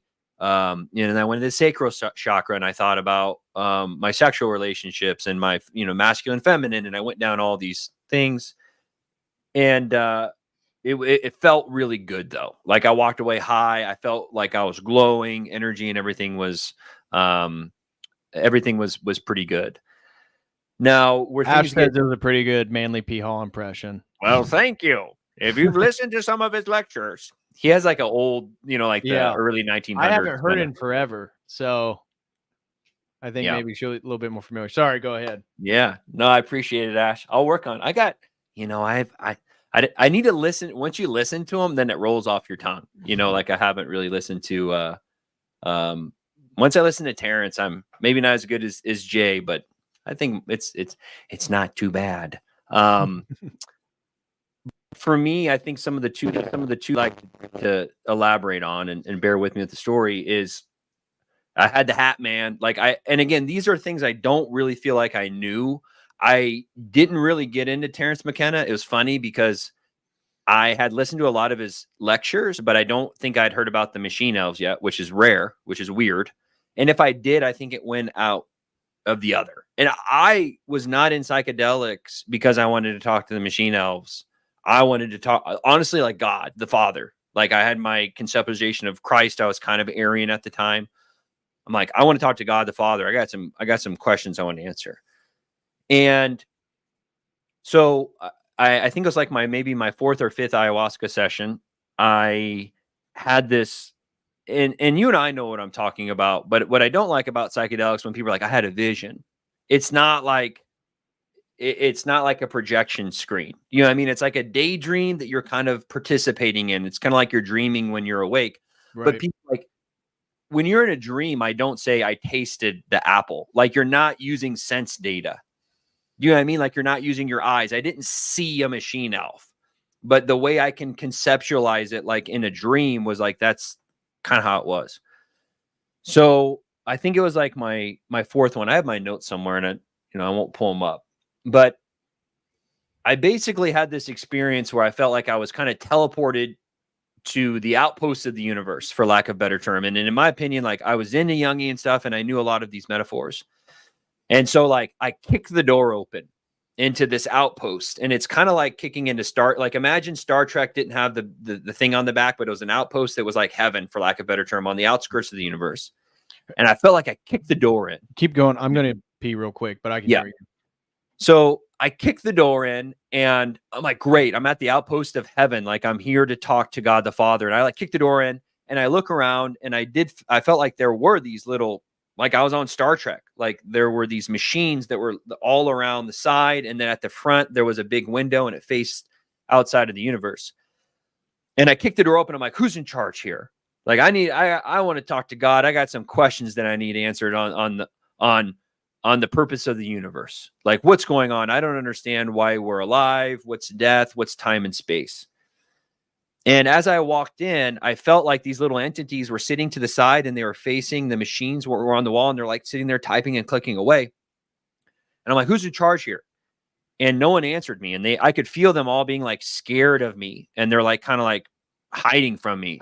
And I'm like, hey, I want some answers. What's going on here? And they're like, one of the guys is like, sir, what do you mean, sir? I'm like, yeah, what's going on here? I need the secrets to the universe. And he's like, well, what do you mean, sir? You're God. You are. And I'm not trying to blaspheme here. This is just my experience. Lord, have mercy on me. And the entity's like, you're God. Don't you remember? Like, you created the universe. You're the one in charge, right? Definitely like this idea of the Buddha becoming fully enlightened. Like, I'm in charge. I'm the all ever seeing being of the universe. And yeah, I chat about this in more in depth. You guys should check it out on Mark's channel. On me and Mark on Light of Tabor, we talked a lot of different stuff, and hopefully we'll open up and he'll pop on here in a bit. Yeah, I'll send him a link. So it kind of hit me then, like the whole idea of Eastern mysticism and the idea of the Buddha, me being God. Like, I reflected, and I'm like, wait a minute, I'm God. Like, I'm the creator of the universe. I was like, and then I'm like, no. This can't be right, because I'm really stupid. Like, it humbled me. I'm like, dude, if I'm God, we are really in trouble here, people, because I have no idea what's going on. What is the purpose of life? What is the purpose of the universe? And I literally just sat back and I fell. Like, I honestly, like Satan, like now I look at it, I think about like Satan falling from heaven. It was like, I understood. I embodied the whole idea of Satan. I played it out in real time. I'm like, I'm God. But then I did the opposite. I feel like from the grace of God, hopefully I realized, like, look, I don't know what's going on. And I just fell. I honestly felt like I was at that post. And I remember I like fell all the way back into the room that I was in. And as I was falling, I'm like, I don't know why we're here. I don't know the purpose of the universe. And I was like trying to reach. I'm like, love is the purpose of existence. Love. Yeah. Love. And I had like a little thing. It's like, wait, love is subjective. What does that even mean? Love. There are people who love people and they cheat on them. I'm like, oh shit. I'm like, wait, he's right. And I was like, but my family, like my mom, my dad, like family is what, life, community. It's like, you know what some family members do to other family members? They do this, this, and this. And I was like, oh yeah, you're right. And I kept trying to grab for things to make purpose of life by my own way. You know what I mean? I'm grabbing. I'm like, I will make sense of this. And eventually I remember I hit and then I like fell all the way. And I remember kind of being in the room, and I kind of came out of my trance, and I looked around, and I was like, you guys are idiots. Look at you guys. No one has any idea what we're doing here. If I'm God, we're in trouble. Like, we're God, I'm God. Like, no one understands what is going on here, and we're screwed. We're trapped in an endlessness. And I don't even know how to describe hell, but I feel like in that experience, the existential anxiety that I had during that time, it was unbearable. It was honestly unbearable. I can't even explain to people, like, it's beyond physical torment. I feel like I was as close as you can be in hell. Like, I fully embodied the idea that I was God, and it was terrifying. Like, you don't want that. Like, that's what I was trying to be like, like, you don't even understand. If you're God, we're screwed. You don't know how time works. You don't know how the hairs on your head, you can't calculate them. Like, you're not God, dude. You're not. And what's funny is, though, like, I was trapped in that mindset, and I literally just tore a hole in my soul. And I sat there and I suffered. And I remember sitting there, like, I felt like I blew my brain out. And I was like, I did it. I took too much. I went too far, and I realized I'm God. And it's that Alan Watts idea of like, oh, I just tricked myself into falling asleep. right? I tricked myself in if you could dream any dream, you would be God, and you would just trick yourself into being a human. And I was like, I did it. I realized I'm God, and now this sucks. It was like the scene in The Matrix where he's like, dude, just put me back in. That's honestly how I felt. I'm like, dude, then just trick me and put me back in, because I can't handle this divine revelation that I'm God. You know what I mean? Right. Ultimately, I figure later on that I'm like, it was absolutely spiritual delusion. But yeah. But I'm telling you, man, like I still go up for Eucharist sometimes, and I'm like, I fully understand the idea of being saved by grace, and that's like I did not like I had put myself so far away from God. I was so dumb, so far, so lost, and it was only the grace of God that could have got me out of that. Because I put myself in my own delusion. There's no way, shape, or form I could have done anything in my own good works to get me out of that delusion. It had to be the grace of God. Right. And ultimately, I've told you, I felt like afterwards, I was outside crying because I could feel like a divine, and it was after the ceremony. And I felt like it was all the prayers that my mom had for me. We're crying.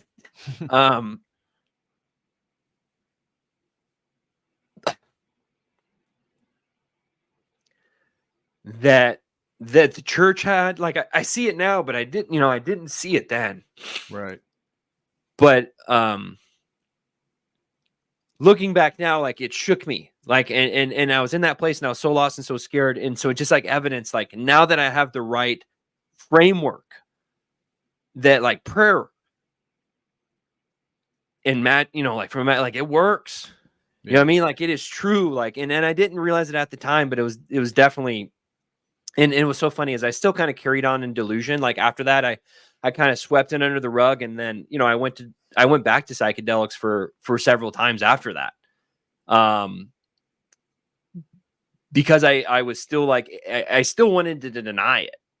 You know what I mean? Right. And that's where I'm like, dude, it's the grace of God. Like that is there's literally nothing else for me, and it wasn't me that I was born into a family that would pray for me. The church, like all these things are definitely stuff that was outside of anything that I did. But I'm telling you, I go up for communion sometimes, and I'm like, God could have left me there. God could leave us literally anywhere. But it's it's the prayers of everyone. So prayers work, man. Yeah, prayers are real. Well, I mean, that connects with my takeaways from the ayahuasca experience that we went to. So I was wanting to add that story, and then, but maybe before, I'm curious, like, what was your experience with DMT? Because I wanted to discuss like my experience with DMT, and then I was going to discuss my last time taking psychedelics, which was the ayahuasca ceremony, and like what we saw and experienced there. And then I sent the link to Mark. So Mark Rotella, if you are watching right now, I sent you a link on Instagram. Feel free to join whenever you're available. So I want to get into DMT. And also you've had a lot of experience that I haven't with perceived engagement with demons. Yeah. And so I'm curious, do you want to get into that?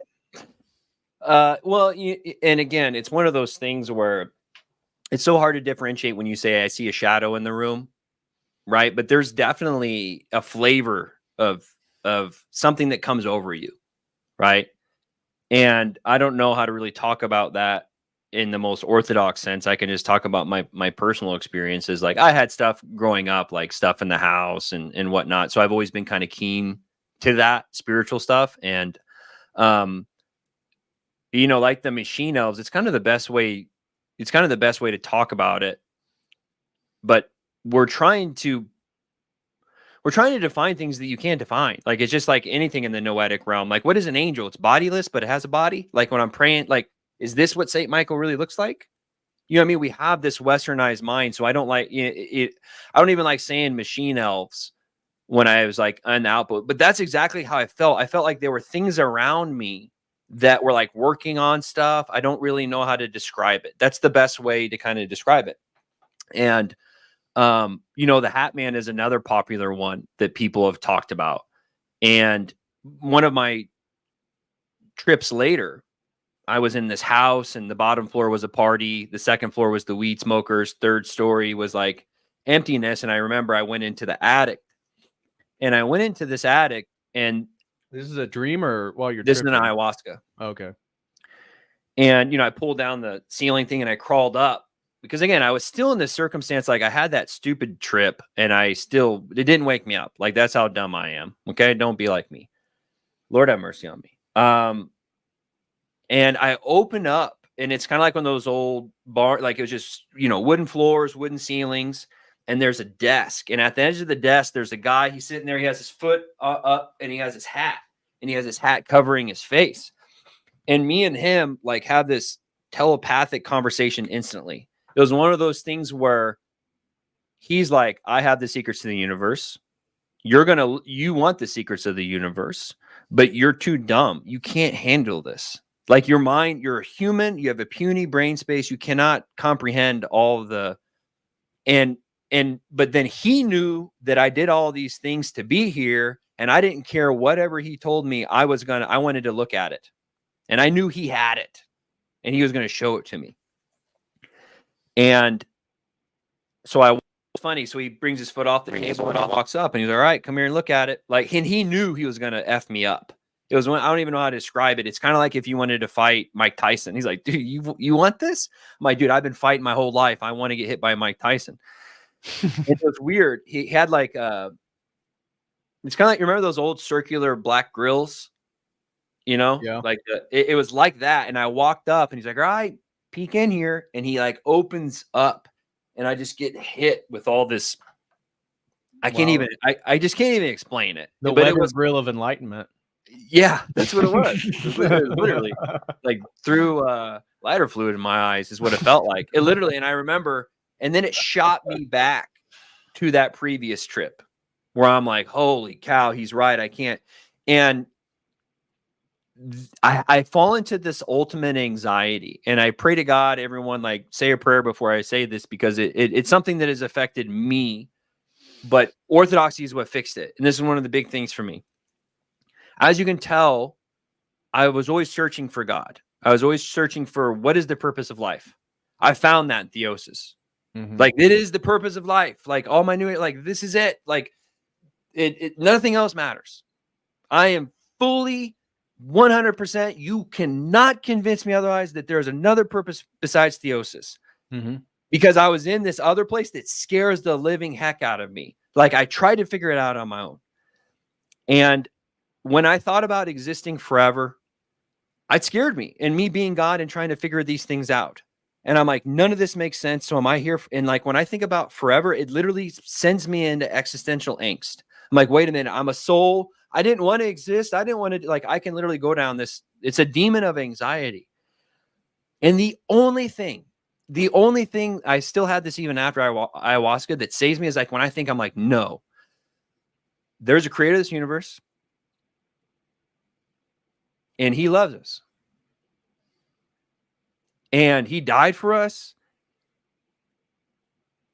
And that's all that matters. And everything else doesn't matter. The idea of it, the idea of the Orthodox conceptualization of Christ literally like drove those demons away. From an intellectual standpoint, from a metaphysical standpoint, it was the only thing that really made sense to me. Like, I don't know why I'm here. All I know is, like, get close with God. Like, I'm a kid in the back seat. I'm taking off my anxiety. God knows where I'm going. That's not my purpose, to understand the purpose of life. Christ came. He gave us the church. Theosis. Game's over. Let me go to the Orthodox Church. Let me get started on getting healed. Right? Mm-hmm. That doesn't mean I still don't get demonic attacks. I still get them. I have terrible dreams all the time. And because of that, though, it has led me to pray more and more and more every night before bed. I'd say like 10 prayers before bed, different ones in different ways, shapes, and forms, like longer ones. I just added a 3-pager to St. Michael. And this is what I'm saying is, like, ultimately all these experiences really drove me closer to Christ. Mm-hmm.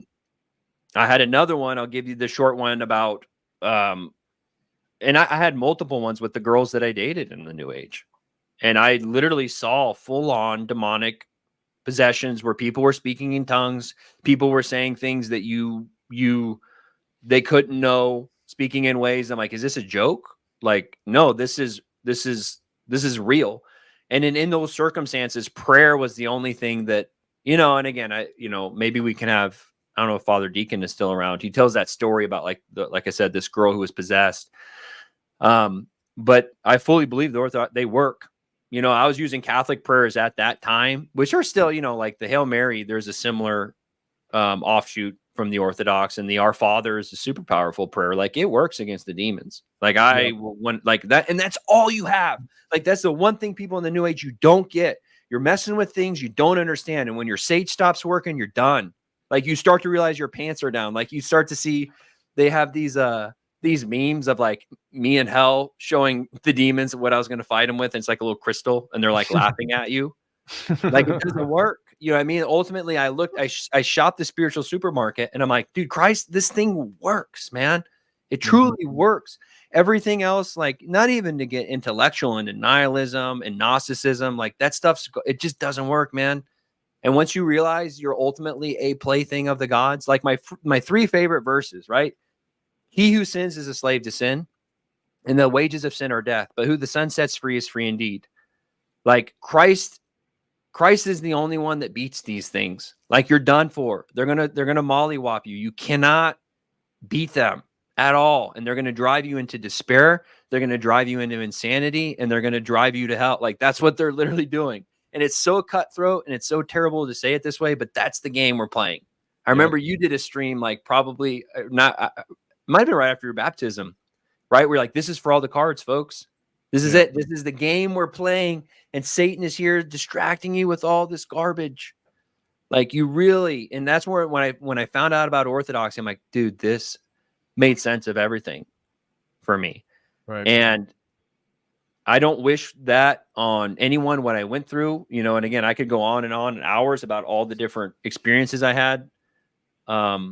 Well, you had one I thought you might bring up in regards to like literally invoking the prayer of Saint Michael, or the experience you had of possession. I'm sure people listening would like to hear a little bit more about that story and how that played itself out. Yeah, I want to be kind of mindful of like, like doxing and Well, don't mention any names, but yeah, you could describe what happened. I mean, because it depends on. I had several circumstances of girls that I had dated at the time, who were speaking in tongues in the night to me, and I'm like, where does this information come from? And ultimately, man, I'm really trying to figure out what is fruitful to share and what not to share. I can definitely go to like when I think about when I went to Peru.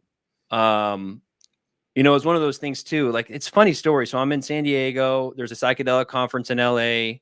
I go up to psychedelic conference. I meet this guy, and he is an MD, and he's a shaman and an MD, and he's got a place in Peru.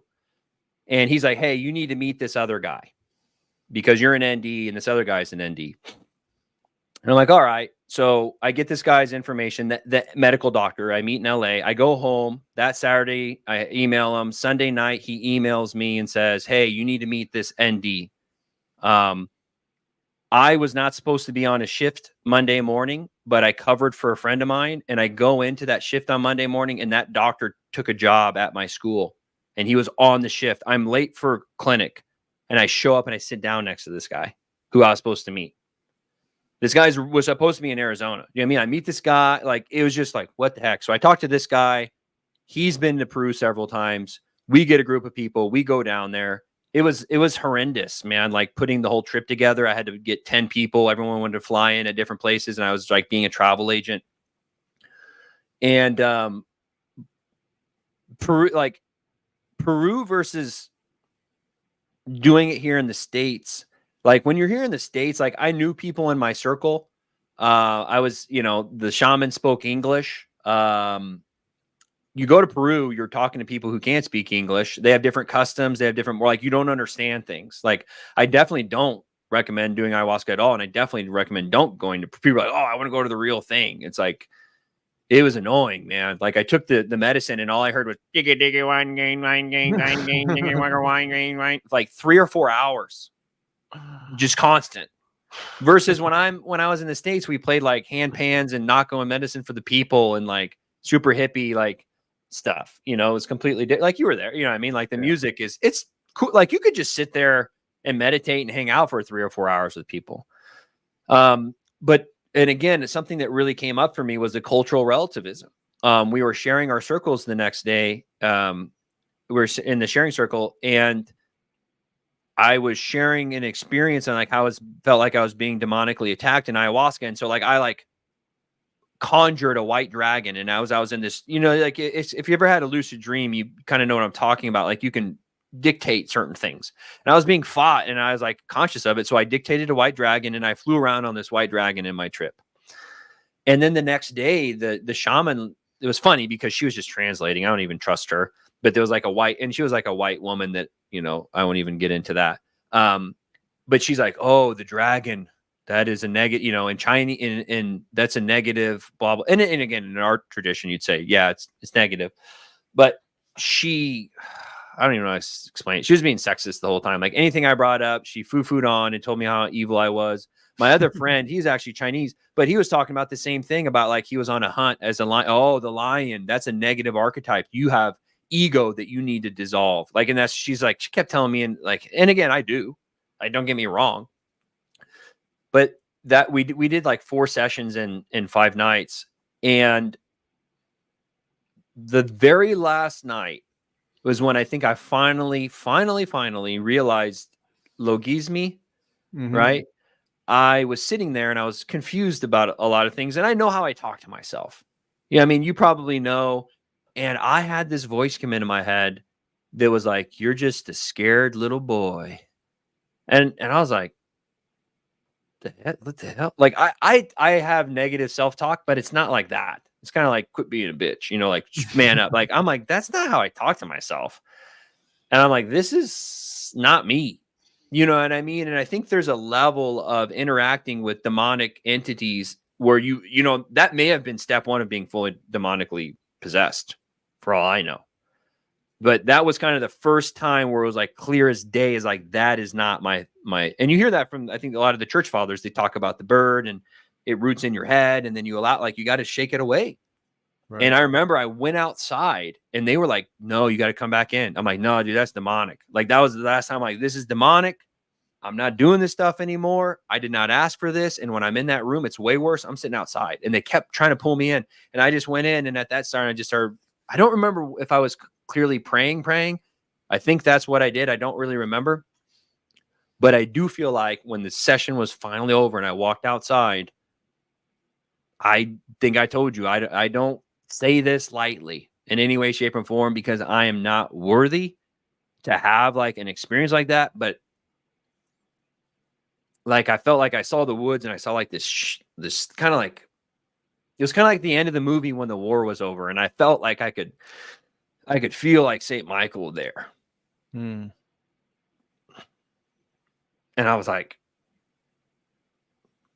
you know what I mean? It just like hit me. I'm like, dude, this was demonic, dude. Yeah. Like, you were in this like total chaos and destruction. And but like, he was there, you know, like God was there.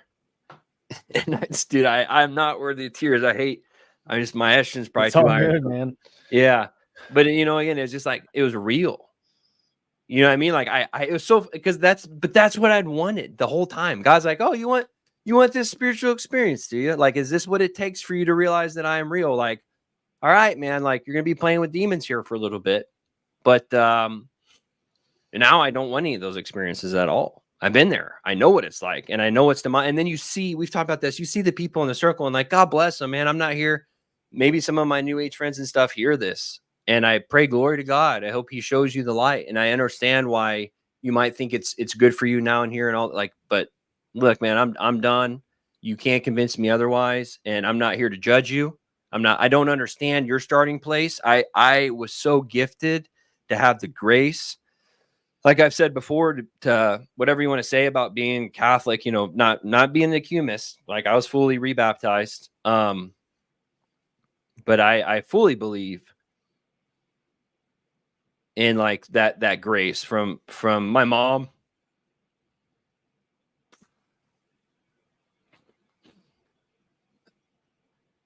And like, you know, like it hit me so hard when I learned about like monasticism, and you know, like they're out there praying for you. Yeah. And I don't know, man. Maybe that's a good place to stop because I'm like, Well, I want to bring. We got our friend Mark.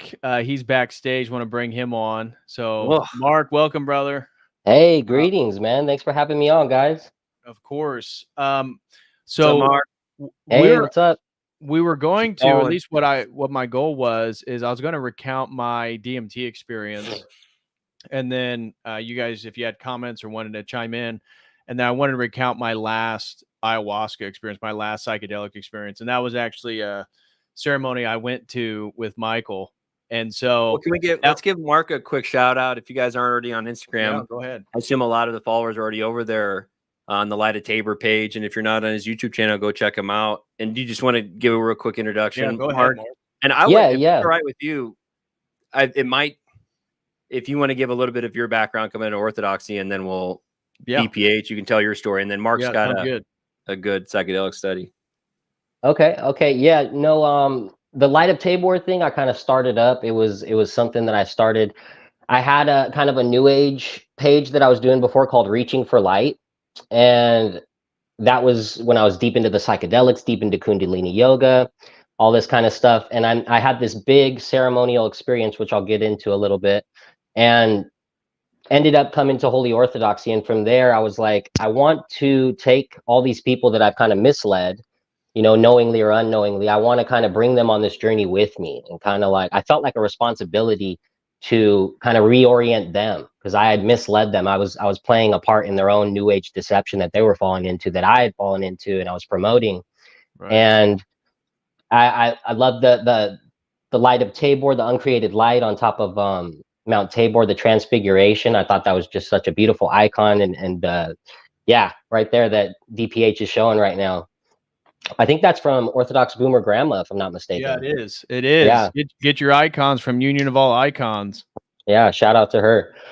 Yeah, no, so I thought that was just really beautiful, and it just kind of spoke to my heart and my soul, and it kind of related to the light, like the reaching for light, but it was like, that was the false light. And now I had found the true light, Christ, you know, the ultimate truth with a capital T.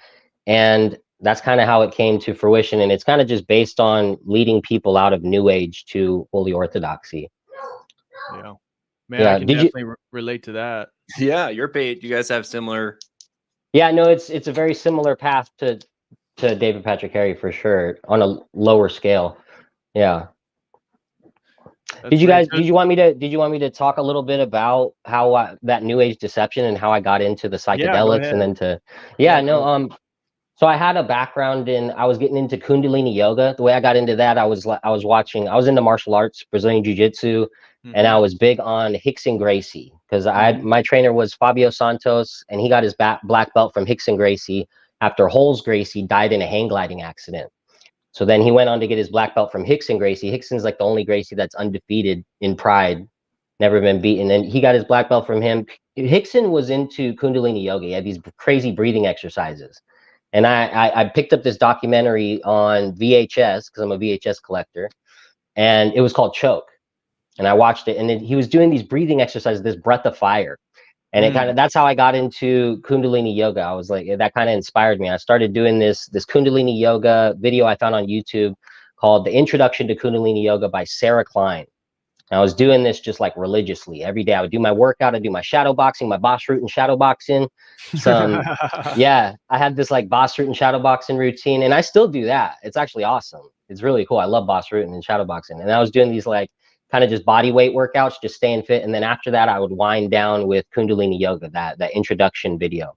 And one day, about maybe like 2 years in, maybe even a year in. It was kind of early. I had this experience where I was like meditating. I was doing this breath of fire and this, I don't remember the name of it, but you basically point your eyes up at like your third eye and your eyes are closed and you're doing this breath of fire.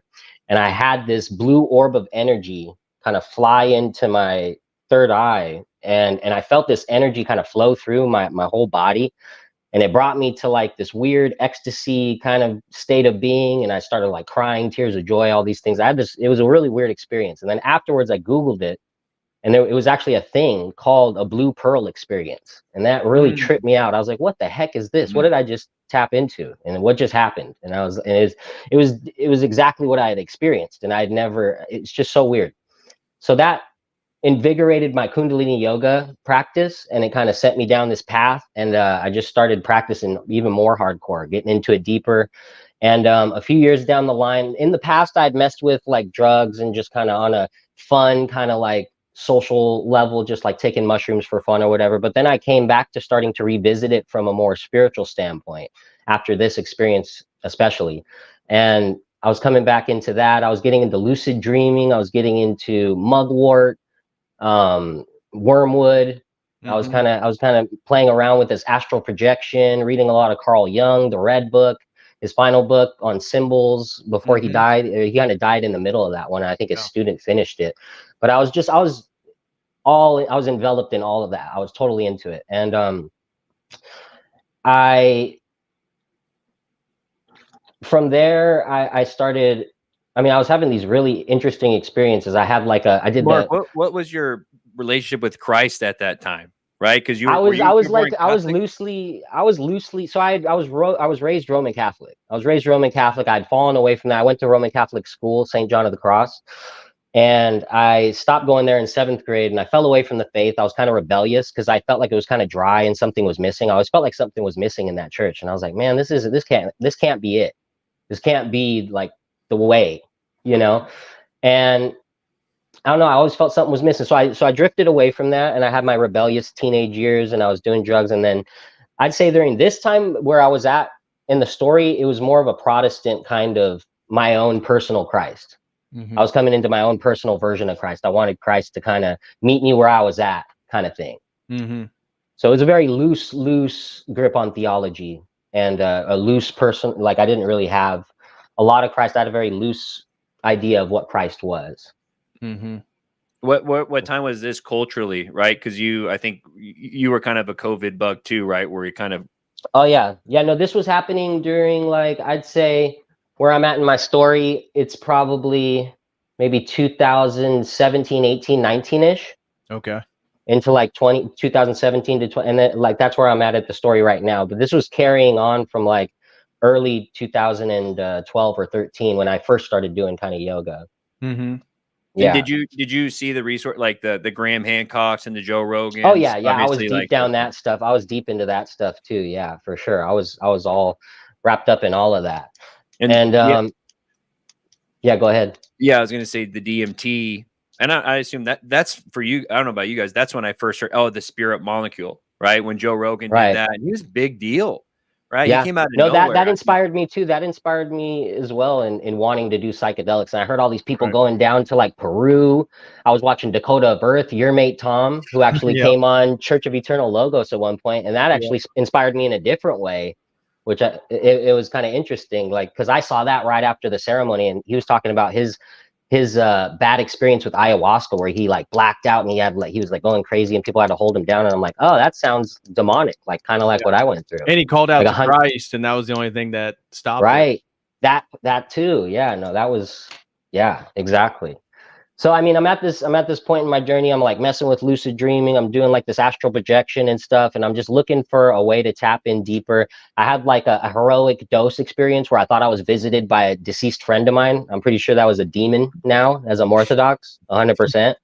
And I'm just having these experiences, and they were positive. Everything was positive at this point. It's just leading me deeper down that road of deception. It's like, yeah, I'm having these good experiences. People tell me all the time, like, yeah, I've messed with psychedelics and I do this and this and I have all these positive experiences. And I'm like, yeah, just wait, Right, it's like, it's really a matter of time. It's like, you can slowly move in that direction. You can quickly move in that direction with microdosing or macrodosing, whatever dose you kind of want to do, but you're still moving in the same direction.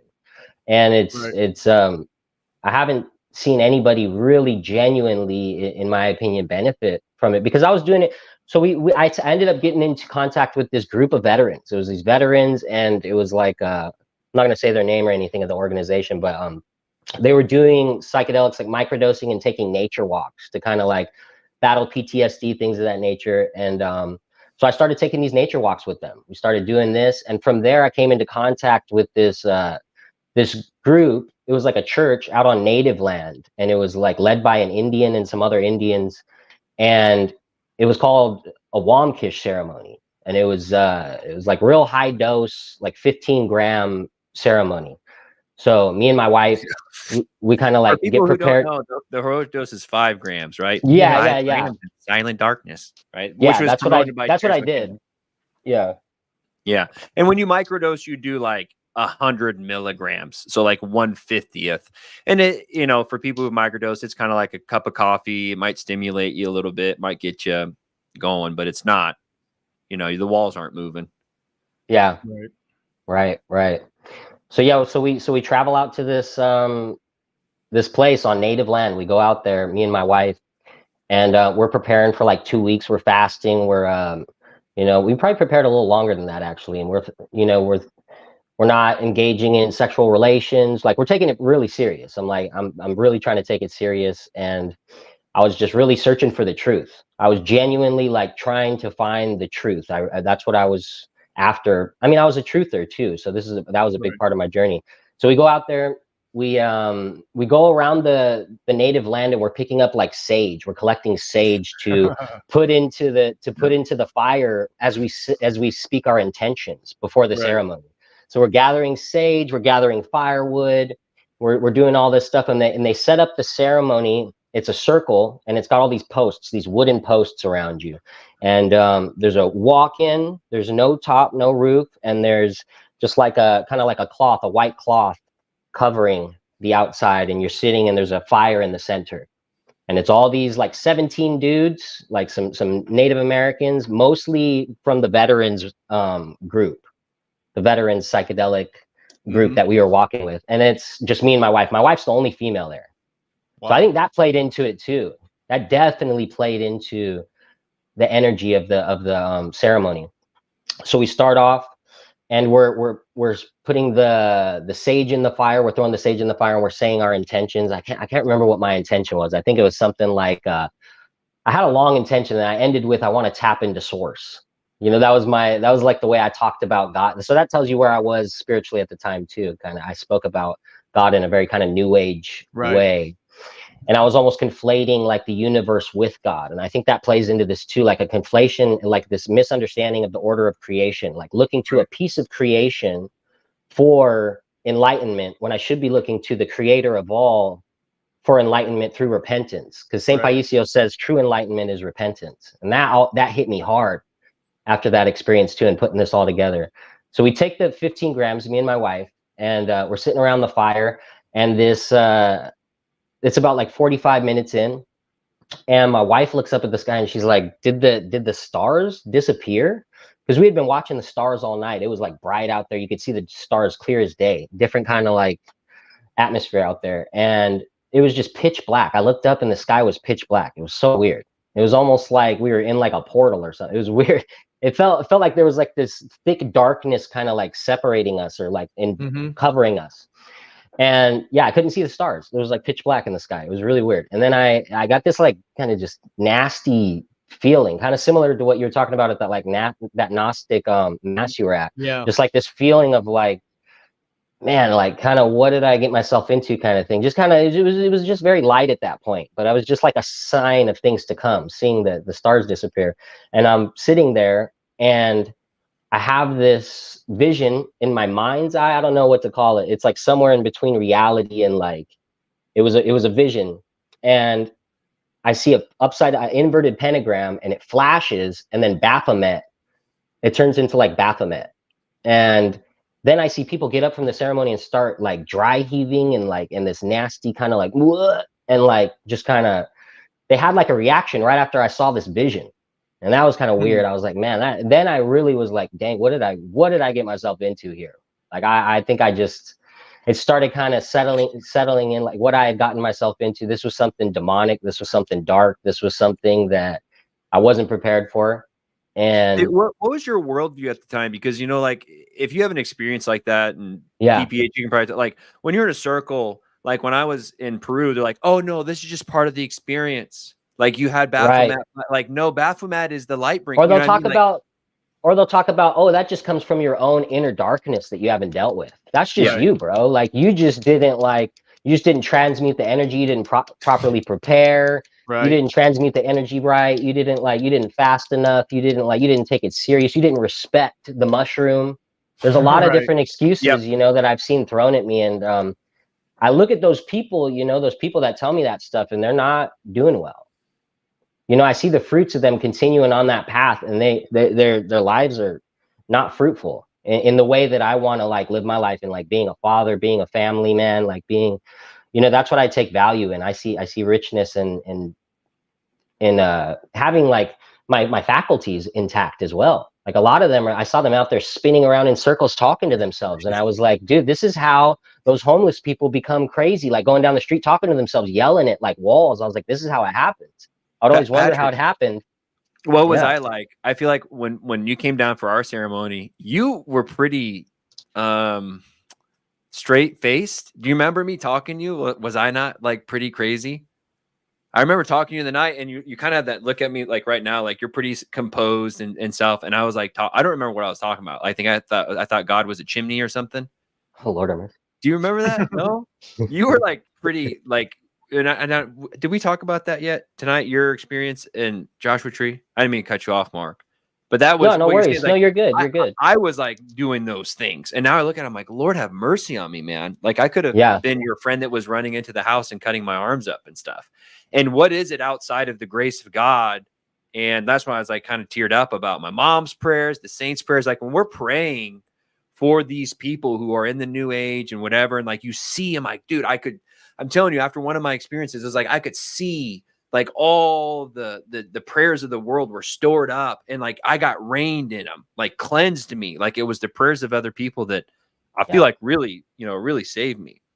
So yeah, and I honestly feel like it was the prayers of my mother that pulled me through that ceremony.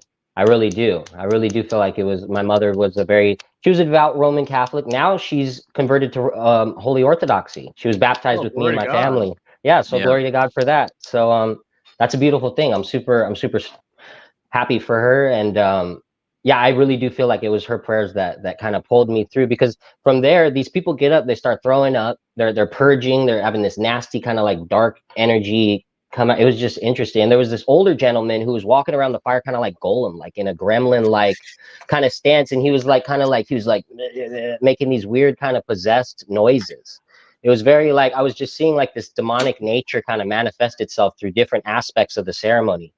And then like from there, my wife, she had a vision in the fire. She saw a alligator head coming out of the fire with the mouth open. And I was like, okay, I didn't think much of it at the time, but this led to something else that I saw symbolically in Orthodoxy after.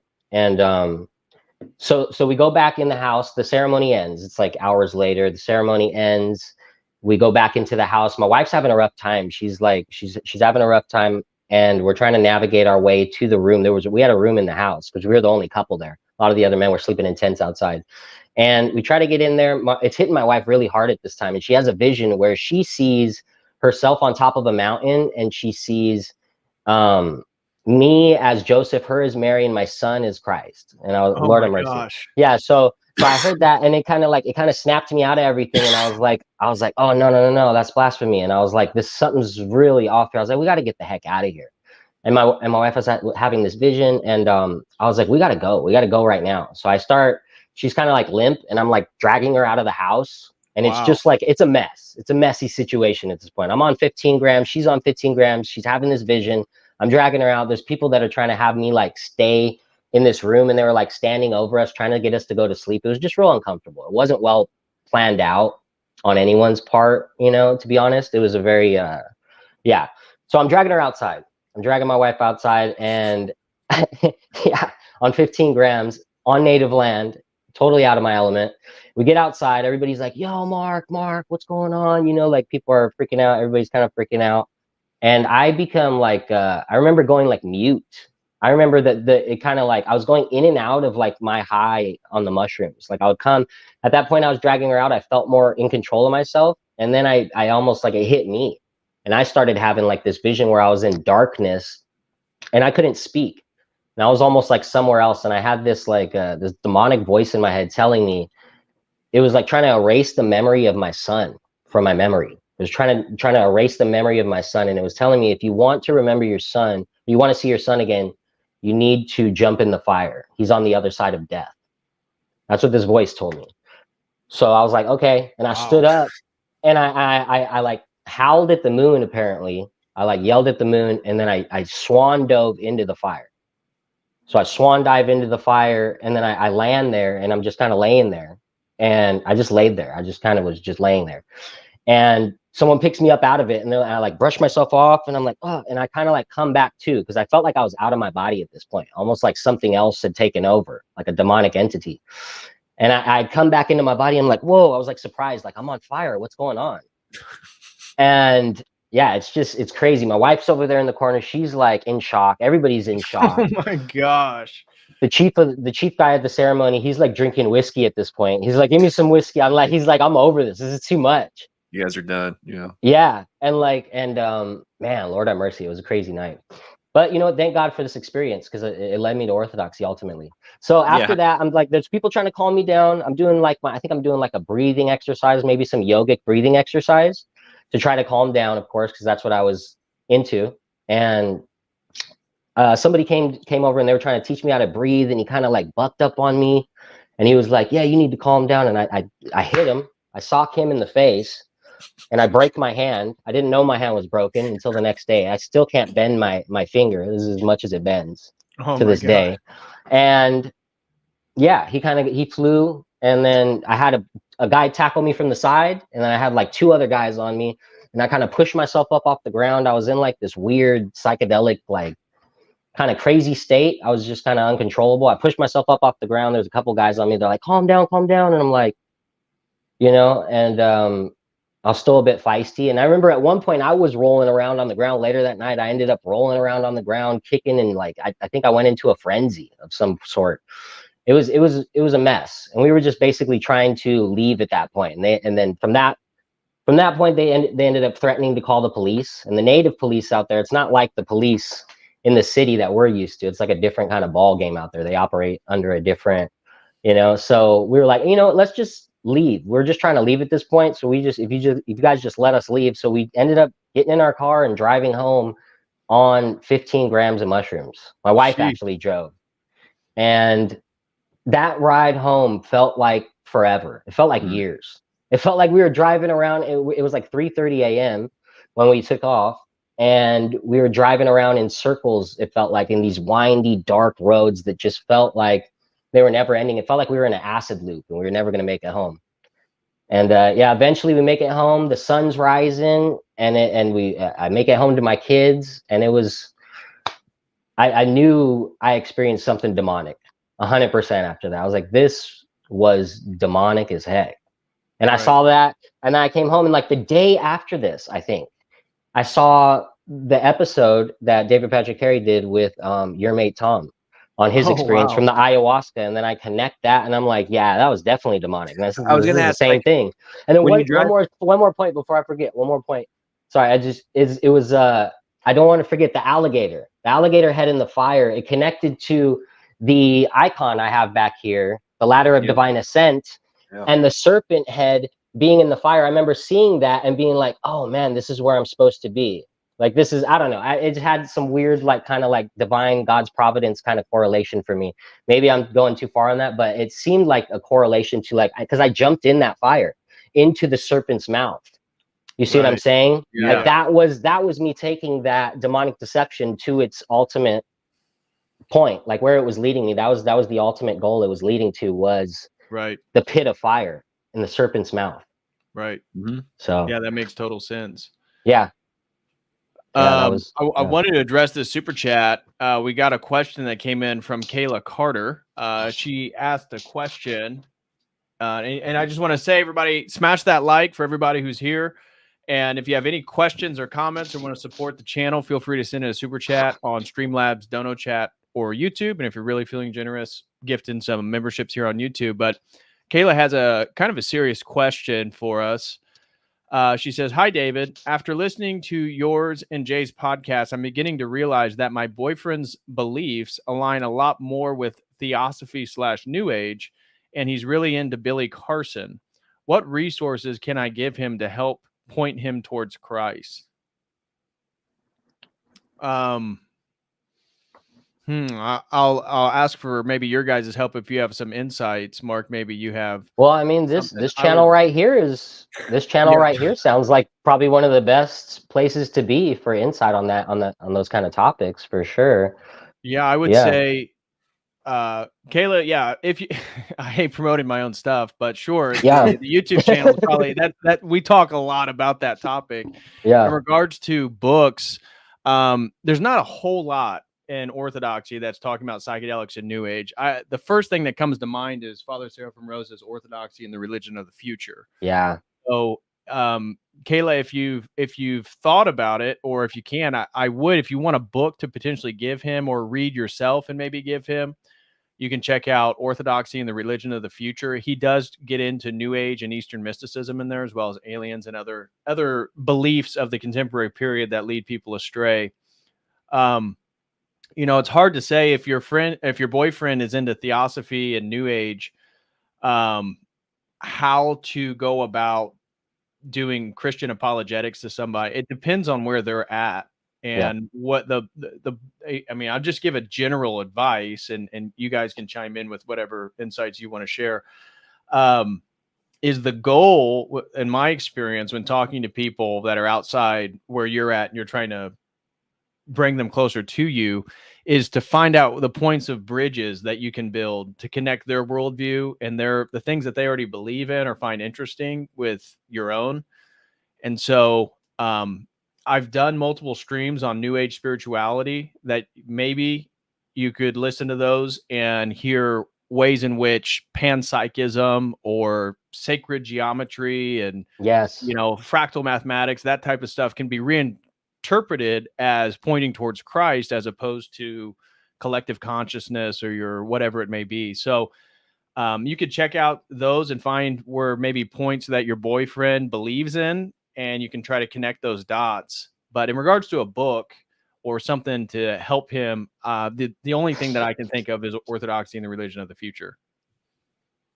Yeah, actually, I went straight to Orthodoxy and the Kingdom of Satan.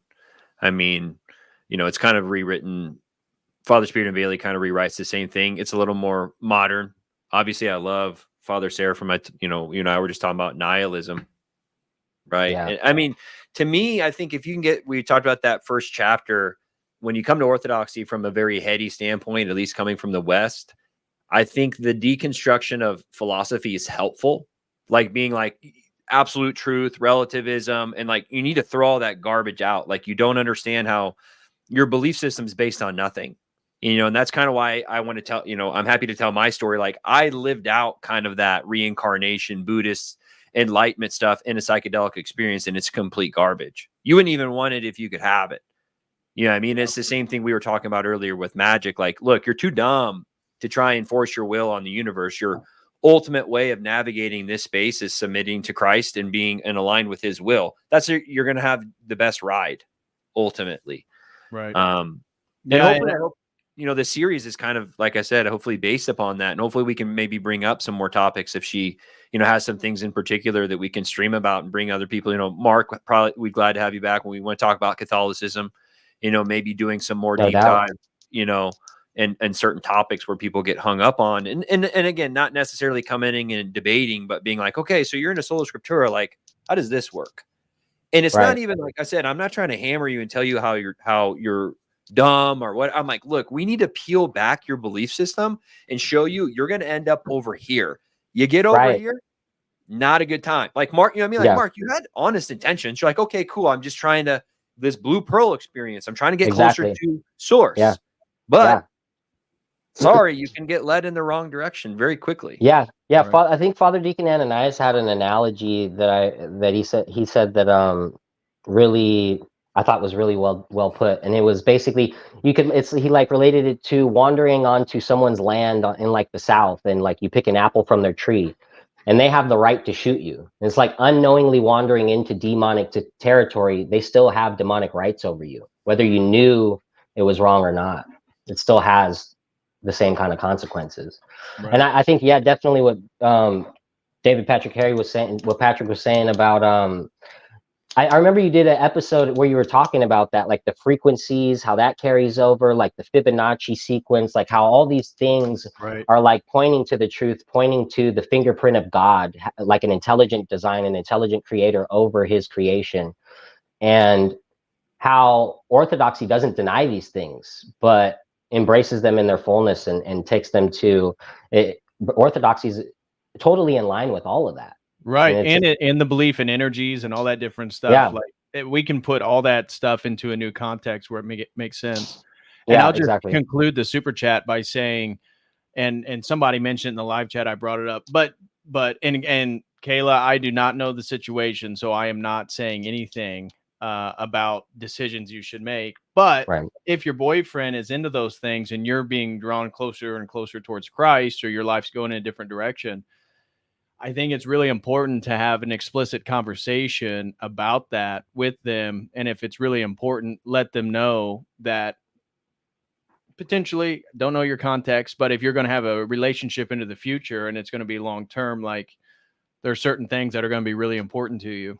And that should, at least, whether it's difficult or not, it should put things should fall into perspective and into place, whether, whatever unfortunate or beneficial events that may occur from you just kind of stating your explicit desire. So, well, and again, we don't know where her situation's at with Orthodoxy. Things change when you start going to church a lot, and ultimately it's funny because you have a lot of heady religions that are faith-based only and whatnot. But the first step of faith is to walk out on the ledge. You know what I mean? And that's probably the harder part, is like, once you start going to church and you get around, and again, if you're heady people like you and like I sit around at coffee hour for an hour or two and we talk theology all day, and you can help make sense. So, this is just the internet. It's not a bad resource, but once you start getting to church, you have a priest there.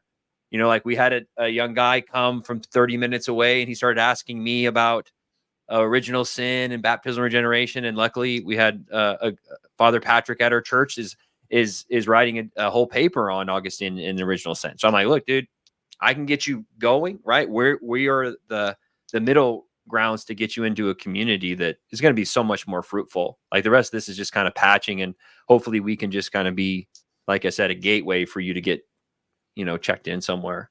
Yeah.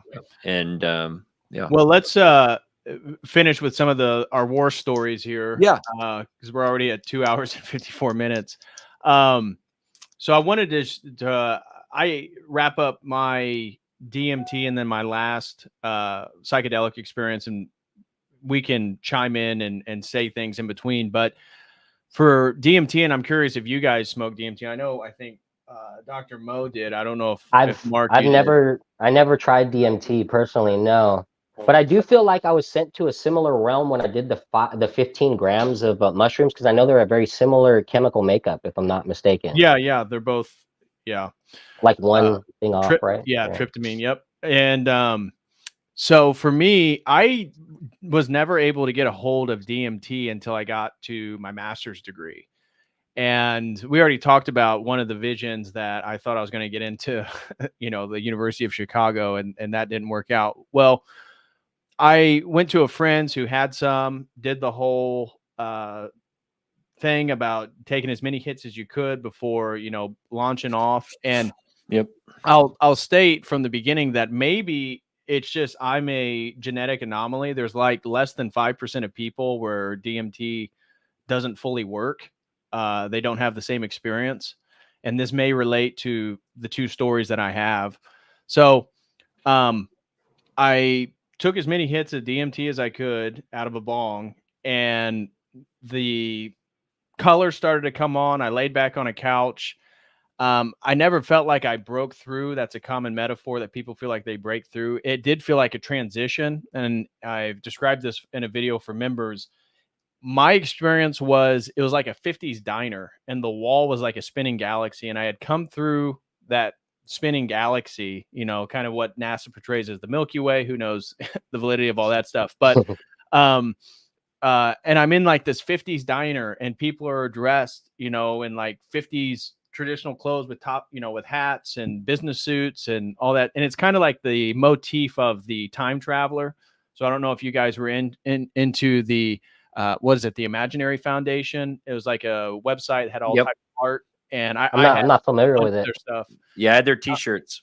You may have shared some of their stuff on your Instagram, Patrick. Yeah, I used to share. Let me see, Imaginary Foundation. Yeah, the time traveler. The Hat Man. The Hat Man was there.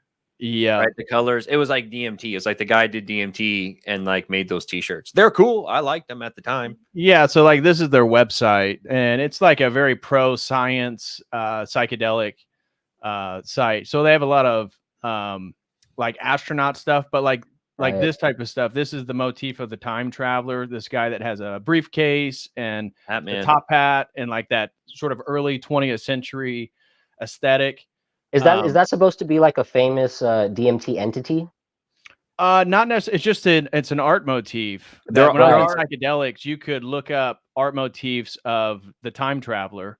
The Hat Man, all types of stuff. Or the Hat Man is a popular archetype. You know, we didn't talk about the Greys. I feel like I ran into the praying mantis people when I was in Peru. Like, there are certain patterns, and it's so hard to like, do we, you know, even like in your circumstance, Patrick, did you already know about the archetype? And then when you did DMT, it is what projected. So, you know, that's kind of like a Jungian, you know, there's a double idea. It's like, is it a subconscious pattern that becomes projected, right? And actually, that was one of the things that Jung hit that really struck me. He had this line, and Peterson talked about it a lot, like that, you know, what is the cosmos? It's the land. It's where things are out in front of you. It's where the gods exist. It's the constellations. They are these things that are bigger and further away from you that you cannot conceptualize. And what happens when we took them out of the sky? Did they go away? No, they're still inside, and they're trying to figure out ways.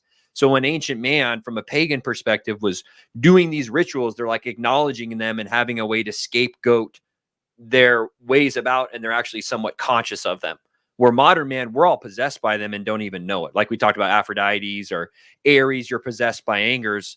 You know, there are people who would argue that ancient people were conscious. Like, oh yeah, I got possessed by Aries and I punched the dude in the face and broke my hand.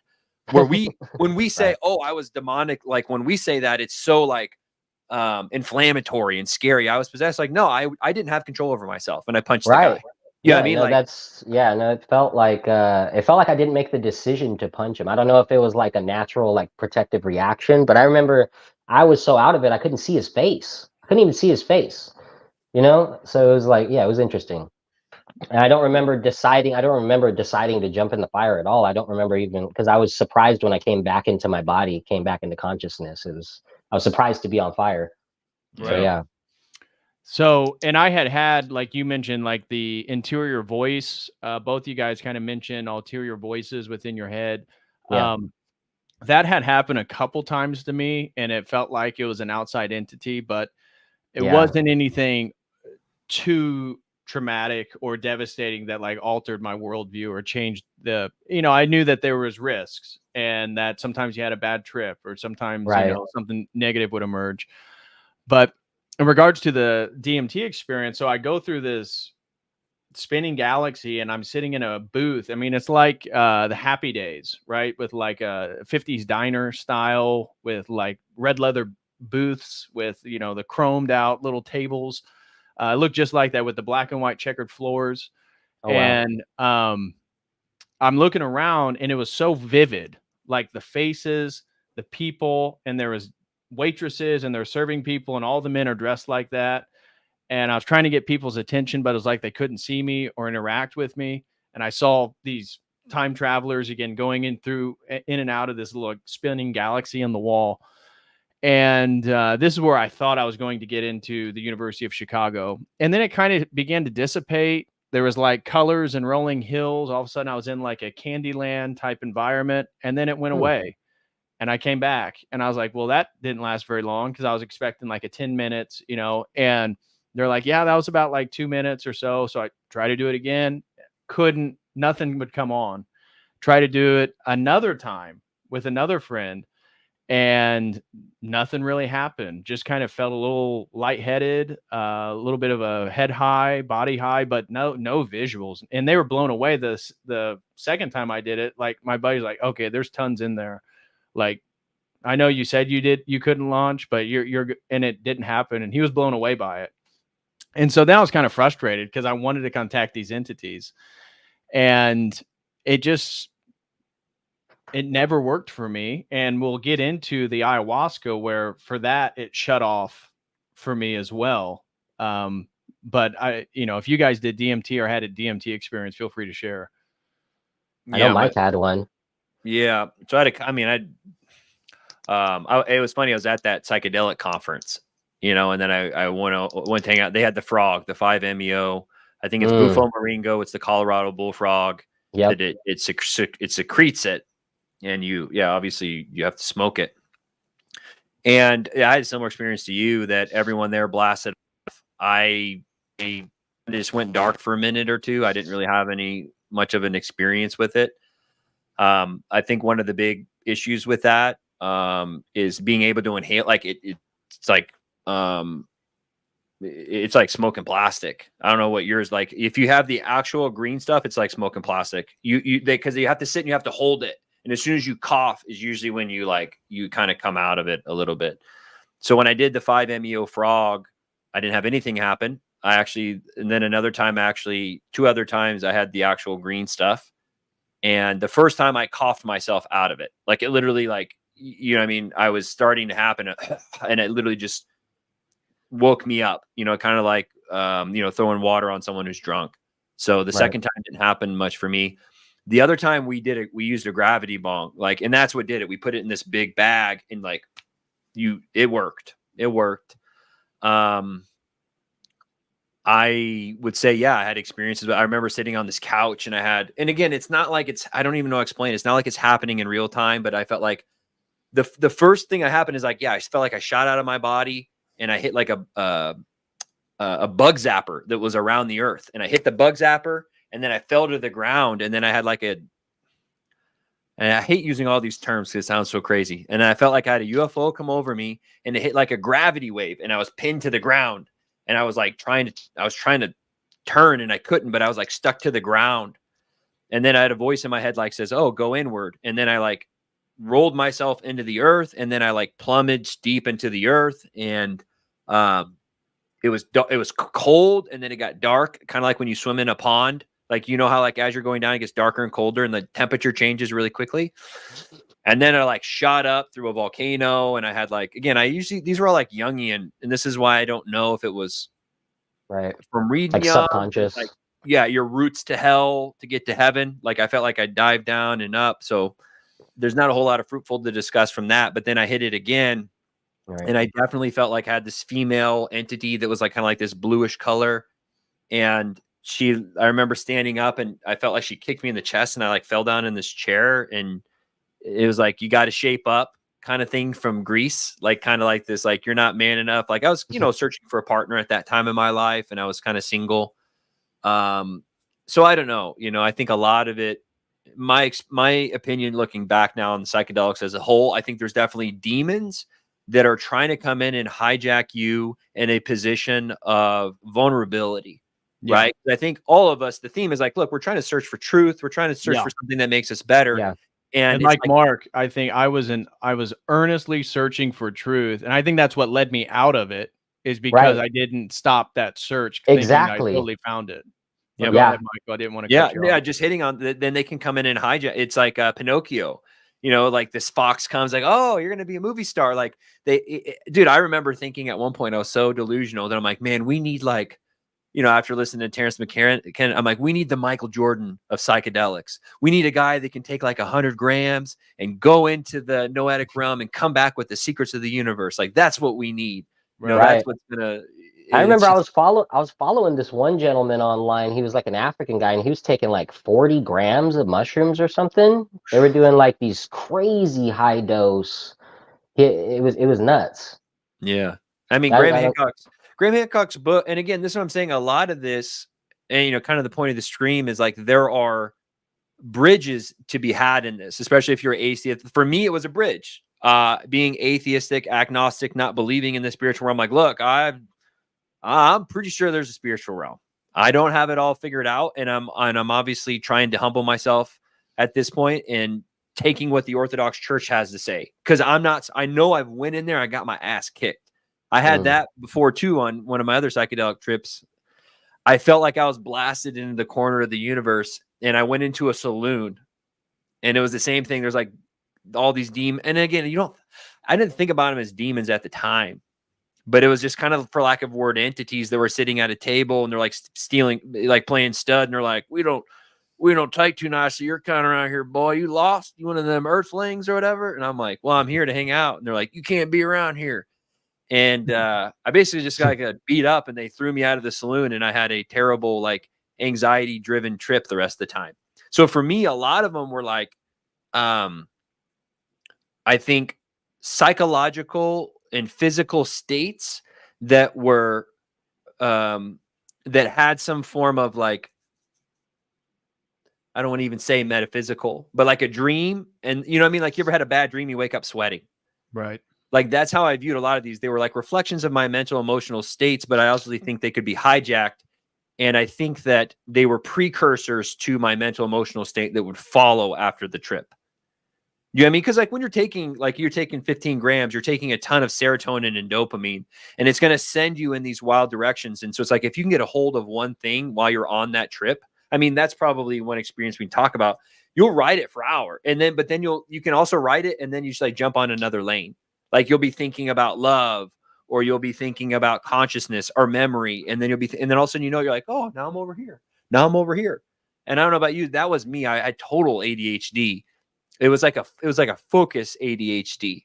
Does that make sense? Like, you get caught, you know what I mean? And then you're like, oh, I remember this relationship. I should have done this different. And oh, wow, I remember going to Disneyland. Disneyland's cool because of this. And it kind of, and I don't know about you, but if you try and fight it, that was, I think, what ultimately led me to my bad experiences, when you start to realize this is not what I want to be focusing on. And they tell you that, like, just let go.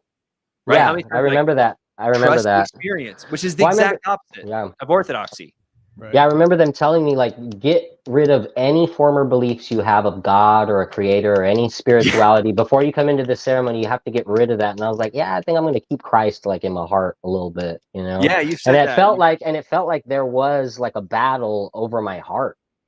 Felt like it ultimately felt like a battle over my soul, over my heart, between like the demonic, the evil one, and Christ ultimately.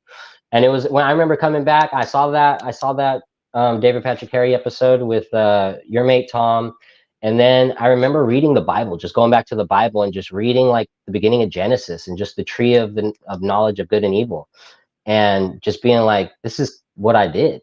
Like, I was looking to this piece of creation for forbidden knowledge. Right. You know what I'm saying? And I was going against. The Gnostics venerate Eve. Right. Exactly. And I was like, and I'm looking to this piece of creation for forbidden knowledge, and it's like, it comes back to that question. I think there was a super chat talking about like the difference between magic and Christianity, and it's like, this Christ consciousness thing. They think that Christ was just some normal human who became like a yogi or got into yogic meditation or some sort of spiritual practice, and then attained divinity from that. That's what they think, and it's like they think that we can all do the same thing.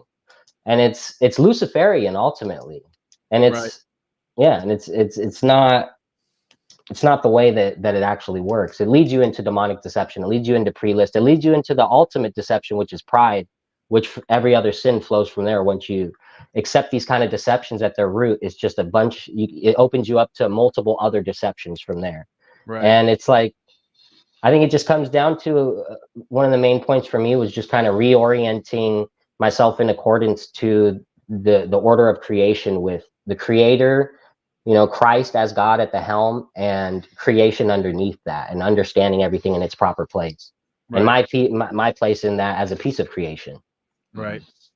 We had a super chat come in by Lucas Gage, throws in $10. Thank you very much, brother. Really appreciate that. He said, did DMT once saw two Hindu gods. Shiva destroyed my body. Ganesha showed a golden triangle replicating to make the universe. When asked to see God, I saw a room of infinite eyes. Later learned Alex Gray painted what I saw. Love the Tao Te Ching, Alan Watts, Stoicism. My issue with the Trinity, if God is infinite, the Trinity limits him to three persons in one, when an infinite God would be all persons in one. No? Thanks, guys. No. So that actually doesn't logically follow. And in fact, only so that you have to find, the ontological category of God, first of all. And so we would say the Trinity is the only one that is actually true plurality, because it's full divine personhood, three persons. I mean, even when you start getting into Hindu gods and their, million so deities, they do not claim to be the full incarnation of God and fully human, in hypostatic union of two natures. So the claim of the ontology of the deity is different. And we argue the Trinity is that there's three persons, one divine essence, and three is the first number of plurality. So any number beyond three is actually just redundant. And so that's why the Trinity and the triangle, you talk about Ganesha showing you a triangle of the universe. Why is the triangle the structure of the universe? Why is the triangle the strongest shape in nature, or the strongest shape that we can create? And it has to do with, I would argue, the foundation of the Holy Trinity as God. So I would disagree that the Trinity limits God. Monotheism, the question is, there has to be an ultimate monotheistic transcendent creator. The question is then which creator? And then if you choose a deity like Allah, you could say, well, if God is God and he can do everything, can he be plurality? Can he be multiple? And we would say, well, the Trinity it's both unity and plurality in one. So we would argue that it's a more complete and coherent concept of the Godhead than a single monotheistic deity and of a nature of Allah. Now, we believe we are monotheistic because it's one divine nature. We only worship one God, but it's three persons. So that would be my response, but I appreciate the $10 super chat. Thank you very much, Lucas Gage, and God bless you and yours. And not to discern too much, it's confusing. Like a lot of people, when they talk about God, especially in the New Age, right? They're confusing creation, right? Like, well, if God is just this thing, it means it's not these other things, right? So when you're saying ontologically, you're saying we're viewing God as a different category than other people. Is that a fair? Right. And I'm saying that's an honest thing that people do in the New Age, right? Well, this rock is God. It's like, it's a creation, right? It's the difference between or when they refer to God as the universe. Right. Yeah. God, like they like doing that a lot. Category error. And logic is a category error, because if God by definition could not have no beginning point, because then that necessitates an infinite redundant loop of causation. So it has to end somewhere. This is the unmoved mover of Aristotle. So, okay, now there's a single unmoved mover. Now the question is which God? And so you can conceive it as a universal consciousness, panpsychism, monotheism, a deist God that creates something but doesn't interact with it. It sets it in motion like a clock. These are all different understandings. Orthodoxy, we believe in a panentheistic. So God can work inside his creation, but God is transcendent and distinct from the creation. Exactly. And that was well put. So that would if we're going to use those frames work, we would argue that our worldview is more it's a monotheistic panentheism of a divine Holy Trinity. And we would argue, if we're going to use logical categories, that within we as Orthodox Christians cover all bases. That would be our apologetic from that standpoint. And that's where we get into the collapsing of dialectics, because we cover all bases. There's no one opposition that's competing. Yeah, and that's the tough, and you see that really kind of in the New Age. And And I don't know, I guess maybe I didn't go down enough pagan rabbit holes, but there always seems like there's, you say like, okay, this god is in charge, but then, oh, there's the ice giants behind that. And then there's the creation behind that. And then there's an end. Like you're saying, there's an infinite loop. There's no way to have a starting point. Right. In most pagans. And the out in contemporary New Age or even psychedelic spirituality, because when you look at the ancient Greeks, they didn't posit that the universe had a beginning or an end. So like somebody like Plato or even the Stoicism, they would have never posited that the universe had a beginning point. It was an eternal cyclical cycle. So contemporary science and astronomy and cosmology would argue for the Big Bang, which is a beginning point, which some have speculated that's why it arises out of the West because of the Christian, the Abrahamic understanding of Genesis. But I lost my train of thought. We were. I was talking about how pagans cyclical cycles. Yeah. So the timeline of history, the way that the New Age and psychedelic spirituality gets out of that predicament with a linear timeline of cosmology is just to posit the multiverse. So now there's infinite beginning points, but that's still, it just moves the question back a step, because who created the multiverse and how does the multiverse have a starting point? Yep. But that's what they'll do in their apologetics is they'll say, okay, so there's a Big Bang. Well, it's still a cyclical timeline, and therefore there's multiple Big Bangs and there's multiple universes, and therefore all possibilities can actually exist right now. There's a universe and a possibility. That way they feel like they cover the probabilistic statistical anomaly of why is everything happening in this universe right now? Like, how did life emerge? It seems like, what are the chances? And it violates, this is the argument against macroevolution, is because if it was total random mutation, the randomness would necessitate a longer timeline. And I think this is partly why they've doubled the timeline to like, was 13.8. Now it's like 26.7 billion years old, because they need to make the universe old enough that statistically they can say, well, it's gone through all these dead ends. And that's why it just randomly, eventually spawned Homo sapiens. Right. Yeah, a lot of these numbers they use, like how many billions of years, a lot of it just seems like so audacious that it almost puts you in a state of awe to just like receive it. I don't know if that makes sense, but it's like it seems like there's some sort of tactic to that where they just kind of, it's like such a big number that people just go, wow, and then they just kind of, they're open to, in that state of awe, to just accepting any nonsense that's kind of thrown at them. Right. So I wanted to get into my last psychedelic experience and talk a little bit about that. I'm listening. I'm going to the bathroom. Yeah. And then you guys can chime in and whatnot about sort of maybe your last psychedelic experiences or the bridges out of psychedelic spirituality into orthodoxy and that life change. For sure. And so for me, and I was kind of hinting on this in the last stream, which was real focused on our journeys, is at one point in my PhD, this was after taking a PhD course on the history and theology of Eastern Orthodoxy, and took that in as a non-believer, really, really took, again, Logos theology or patristic theology of the incarnation of the Logos seriously. I thought, wow, if I was going to choose a religion, it was going to be that one. And later that summer, I remember I took another mushroom experience, and I was searching for the machine elves. Right, I had done DMT, it hadn't worked.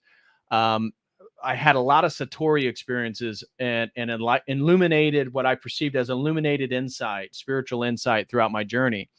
Right. And listening to McKenna talking about his conversations with the mushroom, I wanted to get into that state. So I did everything to prepare for another session. I had done multiple amounts or trips on mushrooms and very high doses. And this one was somewhere between 8 and 9 grams. So very significant amount of psilocybin mushrooms.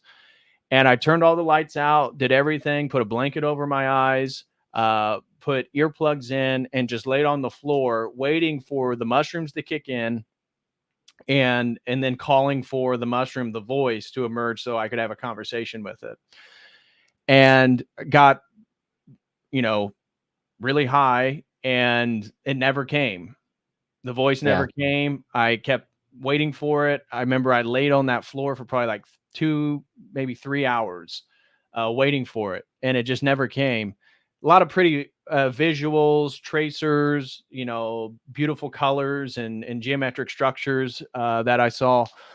But I remember coming down from that, and that was the first time where I was really disappointed with this whole psychedelic journey that I was on. Because I was probably 29 years old.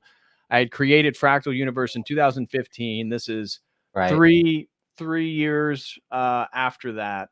And I was thinking, so I've been doing all these substances since I was, 22. Never contacted this thing that's supposed to be the sine qua non of the psychedelic experience. And I just took 8 to 9 grams, did everything I was supposed to do, did it on an empty stomach too. So I didn't have food. Dang.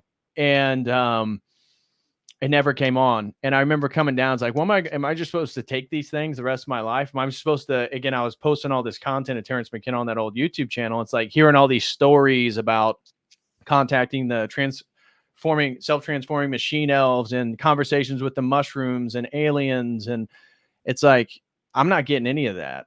So I produce all this content, I make money, I do the substances, and yet for some reason I'm not being given this secret. Maybe it's not real, or maybe it's not for me. I was really frustrated with what was going on. And so I remember that was my first disillusionment. Like, gosh, these psychedelics, it's like, it feels redundant. It's like, I'm not getting to the place that I want to get to. And I mentioned last time, the next trip I did was taking LSD, and it was more of not trying to contact anything. It was more just for fun. And that's when I had the illuminating insight that all these presuppositions, because my worldview was falling apart, because at this point we're going into the fall semester in 2018. And because of the course on Orthodoxy, I saw that my worldview, when looking on how you justify things, and then that summer I saw a few Jay Dyer videos on like justification and all this other stuff, and I'm like, man, I don't think my worldview can really hold up. And that's when I took LSD, and then everything like cymatics and sacred geometry and fractal mathematics, Fibonacci, the power of language and speaking the word and truth, all these things then connected, but regarding everything I had learned 6 months earlier regarding Orthodoxy. And so it's like the Orthodox paradigm, which I was just educated in, filled and recontextualized all these things that I was really enamored by spiritually. And so then it was like, okay, now it's like, I was kind of, again, not really into the psychedelics. And I was like, got the message. I remember that night was the first night I began to pray before I went to bed.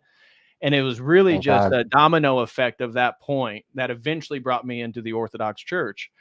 But that semester, I had taken a course on neuroscience in person, and like mind and brain. And John Searle, the great analytic philosopher who was outed at Berkeley, was one of the guest lecturers for the course. And he was fired as a tenured professor for asking a woman out on a date, and that was considered sexual harassment. And this is 2018, so Trump's president, everything that we already see now is underway. And it's like, oh my gosh, so if he can get fired, and how he's having to give guest lectures for like the religious students because he can't work at the UCB, well, anybody can be fired. And that really like shook this dream of being a professor with my briefcase, telling my students when my office hours are, and, writing books and articles and giving lectures. And at the same time, I was totally falling out of love with my YouTube channel that was promoting psychedelics, which was my only source of income outside student loans and a scholarship I received. So I saw my world kind of falling apart, broke up with the girlfriend that I had at the time because I was getting more interested in Orthodoxy, and she was Ukrainian. She was culturally Orthodox. She went on Pascha and Christmas, but she thought it was weird that I was getting so serious about like Orthodoxy. Even though I was not Orthodox, I began attending services totally as an outsider, wasn't a catechumen, you could characterize my spirituality at that point as like a Protestant who liked Orthodox theology. Right. And I basically was just taking Orthodox theology, incorporating it into like a Protestant reading of scripture. So it's like, this is my Christianity. Right. And, and I kind of had a lot of questions about my life. So after that fall semester, now we're getting into the spring semester, a lot of serious questions about my life. Didn't know what exactly I was going to do. And then I was talking with Michael, and he's like, "Hey man, I know a shaman, and there's an ayahuasca ceremony out in Joshua Tree. Do you want to go?" And I was like, man, I was kind of not really into the whole psychedelic stuff, but I was like, I'd like to do that. I want to do that. I need some answers for my life and what I'm going to do. And so I actually still have the little notebook from that first night. So this so that ceremony, we were supposed to bring a notebook to write down our intentions and like our trips and reflect on it. And this is what I wrote before my session. And this was like the thing that was on my heart. It is my intention to figure out how/what I'm supposed to do with my purpose. How do I make a living? Which direction should I move in? Lord, I just ask to be guided tonight so I can better see what it is I'm supposed to do with my life. I want to work. I want to build my career. I want to have a good life, and I want to have a family in your glory. Thank you for all my blessings. And so that's what I wrote down at the ceremony before. It's like you have like an hour or so. Everybody's now getting there, and you relax and get into comfortable clothes and write your intentions and meditate before the ceremony starts. And that's what I wrote down. And I was there because I didn't see a future as being a university professor. I'm in this PhD program.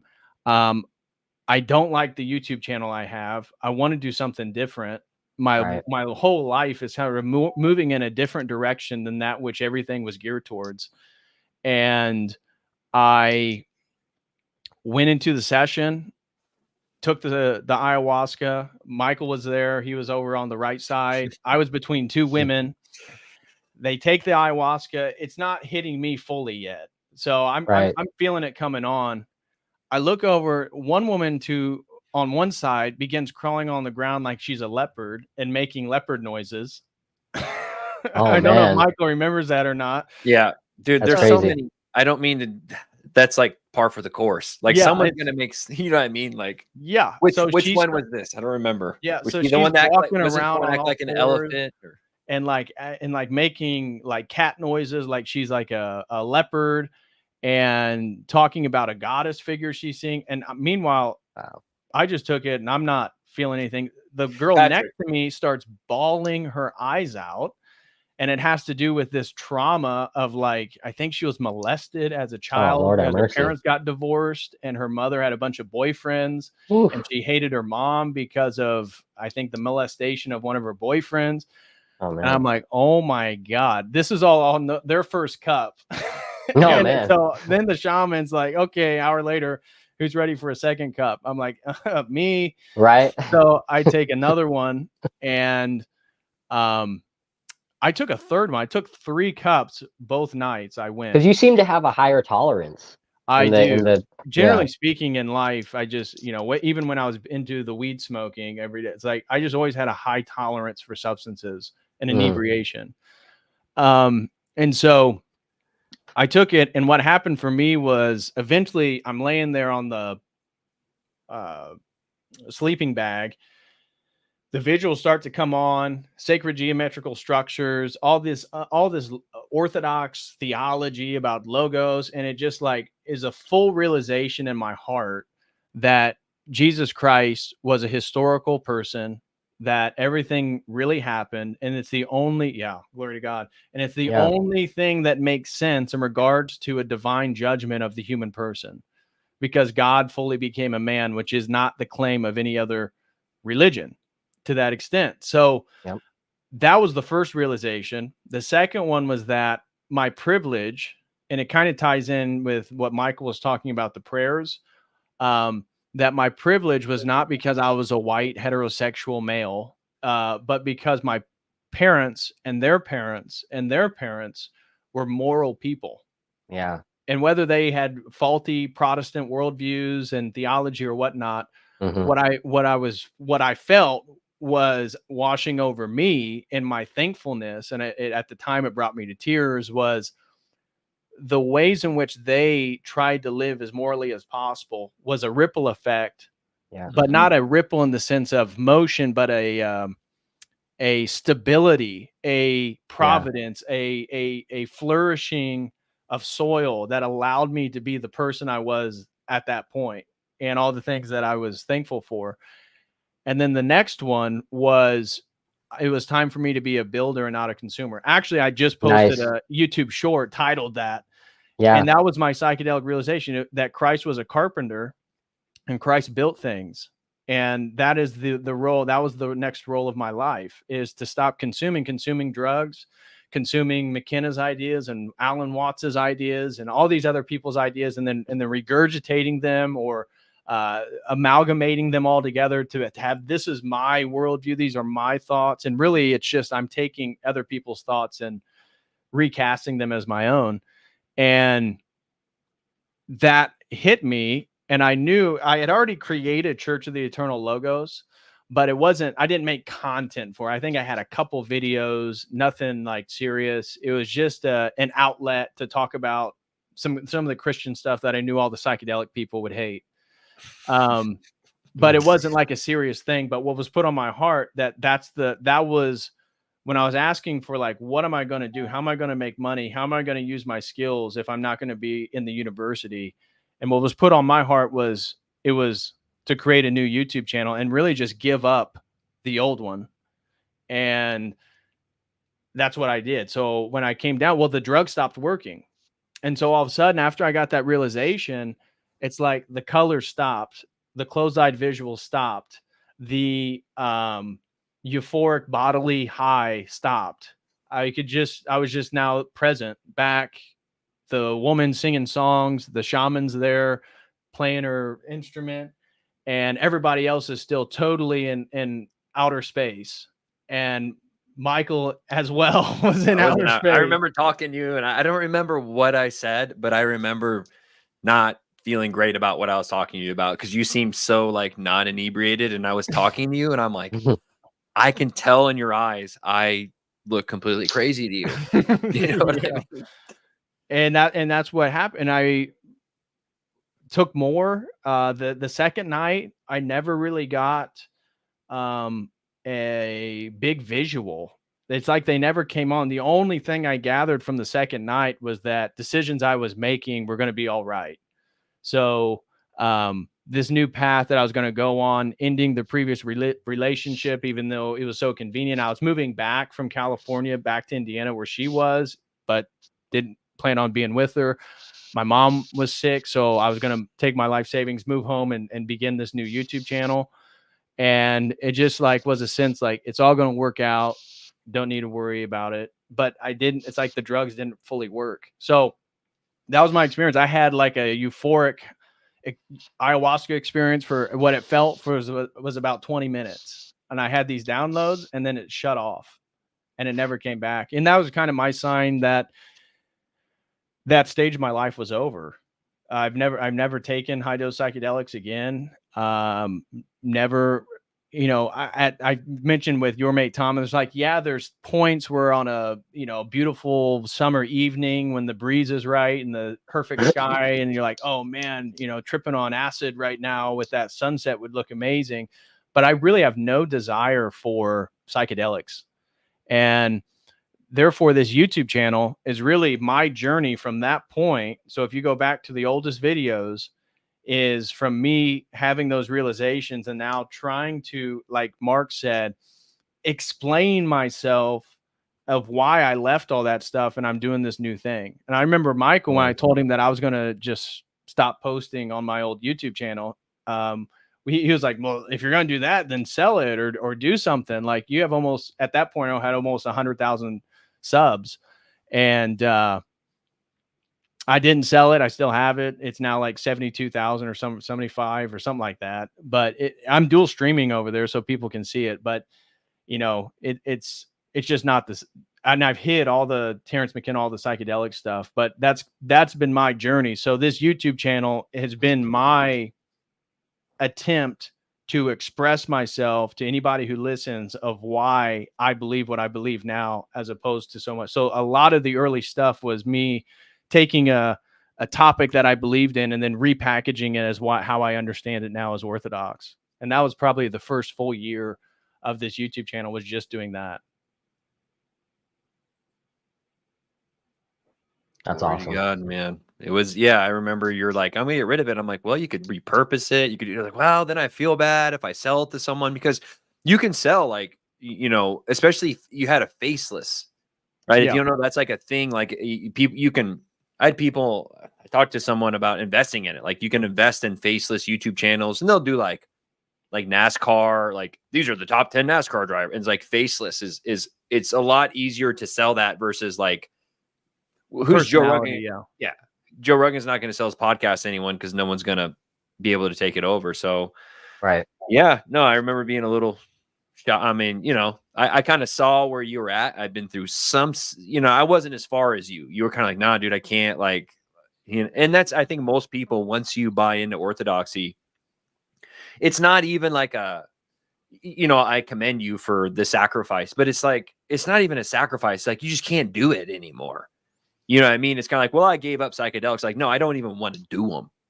Right. Yeah, I mean, there's a difference between, and I think that's one of the big shifts when you're Orthodox. Like, the point isn't to not sin. The point is to, like, not want to sin. You know what I mean? The point is to become more holy. And then that's not who I am anymore.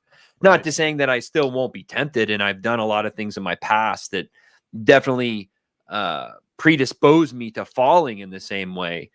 But my mindset from now, between 10 years ago, like, what sin is, being like a mark on my, like a check mark, versus like, no, I did that. I know, like, if I fall into that sin, I get super scared, because my psychedelic experiences has shown that to me. I'm like, I'm not in control. Like, that's the scariest thing. I think people, when you're coming Orthodox, you eventually are going to realize you're not in control. Like, you're really, really, really not. Like, I was just Book of Job. Like, doesn't matter how holy you are, and again, the whole works versus faith, like, we have the, with the combination, it's both and, but you can still realize it doesn't matter how holy you are. And then God uses all things for good. Right. So, like, I think back about me being on that floor. Oh no, like, I'm trapped in this form of nihilism forever, but God pulled me out. And if I get too far away from God, I am terrified to fall back. And I remember what it was like to be in that headspace, and Lord, please forever save me from that. But I'm also dumb and stupid, and I've still done things where I've still gotten too close. You know what I mean? I've still fallen in sin. Right. And then again, the difference between, like, okay, get up and repent. Like, don't do it again. That's the major shift, in my opinion. And especially with, if there's something that good comes from this talk, is showing you, like, I don't think any of us are overly crazy people, but I've seen, quote unquote, like your medical school friend. He had no idea.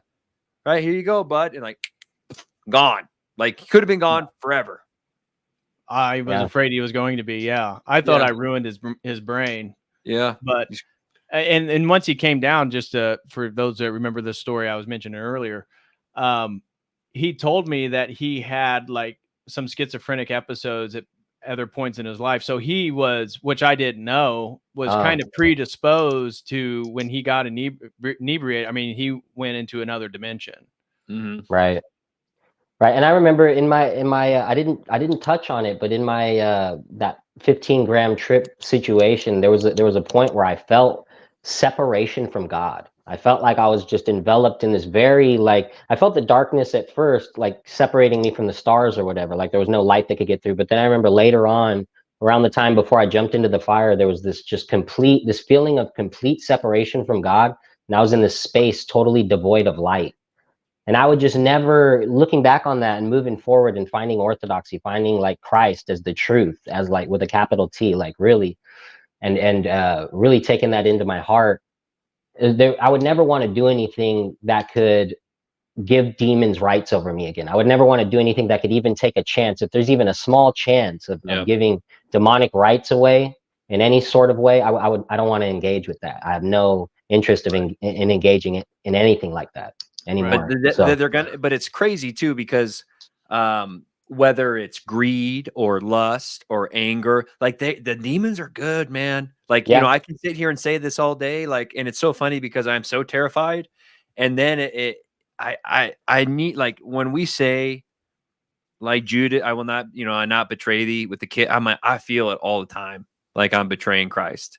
Right. You know what I mean? And I'm like, dude, I'm like, God, you gotta help me, man. Cause I'm dumb and I'm stupid and I'm going to betray. And the hardest part is that, like, not falling in remorse is the idea that, like, I know I'm going to sin again. I just got to make sure that I get back and repent.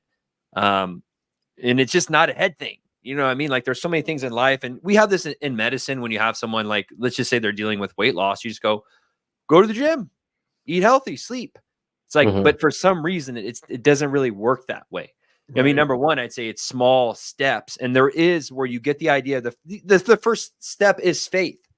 Like, you have if you have faith in the doctor, and the doctor says you're going to die in 3 months, like, you need to work out, right? And ultimately, I think the demons have done right. They've done such a good job of getting us possessed with the worldly things, not being like, you could die tomorrow. Where's your soul at right now? It's they have smoke and mirrors. It's easier to, like, I don't know, put it off versus when it's like straight in your face. And for me, the psychedelic experience is definitely like threw it in my face. And it's like, dude, you have no idea what you're playing with. And Lord have mercy on me. And, you know, mother. And again, I think I kind of told you about the saints. Definitely when I kind of came back, and we'll do later episodes about Protestantism and Catholicism. Because one thing I'd really like to dive into is, like, the kind of the pagan differences between venerating the saints and the general idea, you know, most holy Theotokos, save us. And they're real. They exist. They intercede for us. Like, I don't have a doubt at all. The demons are real. You know, it's like, you'll say, okay, the demons are real. There's Baphomet, there's Baal, there's they're there, right? Most people be like, I've been possessed by them. It's like, well, you think there's nothing on the good side?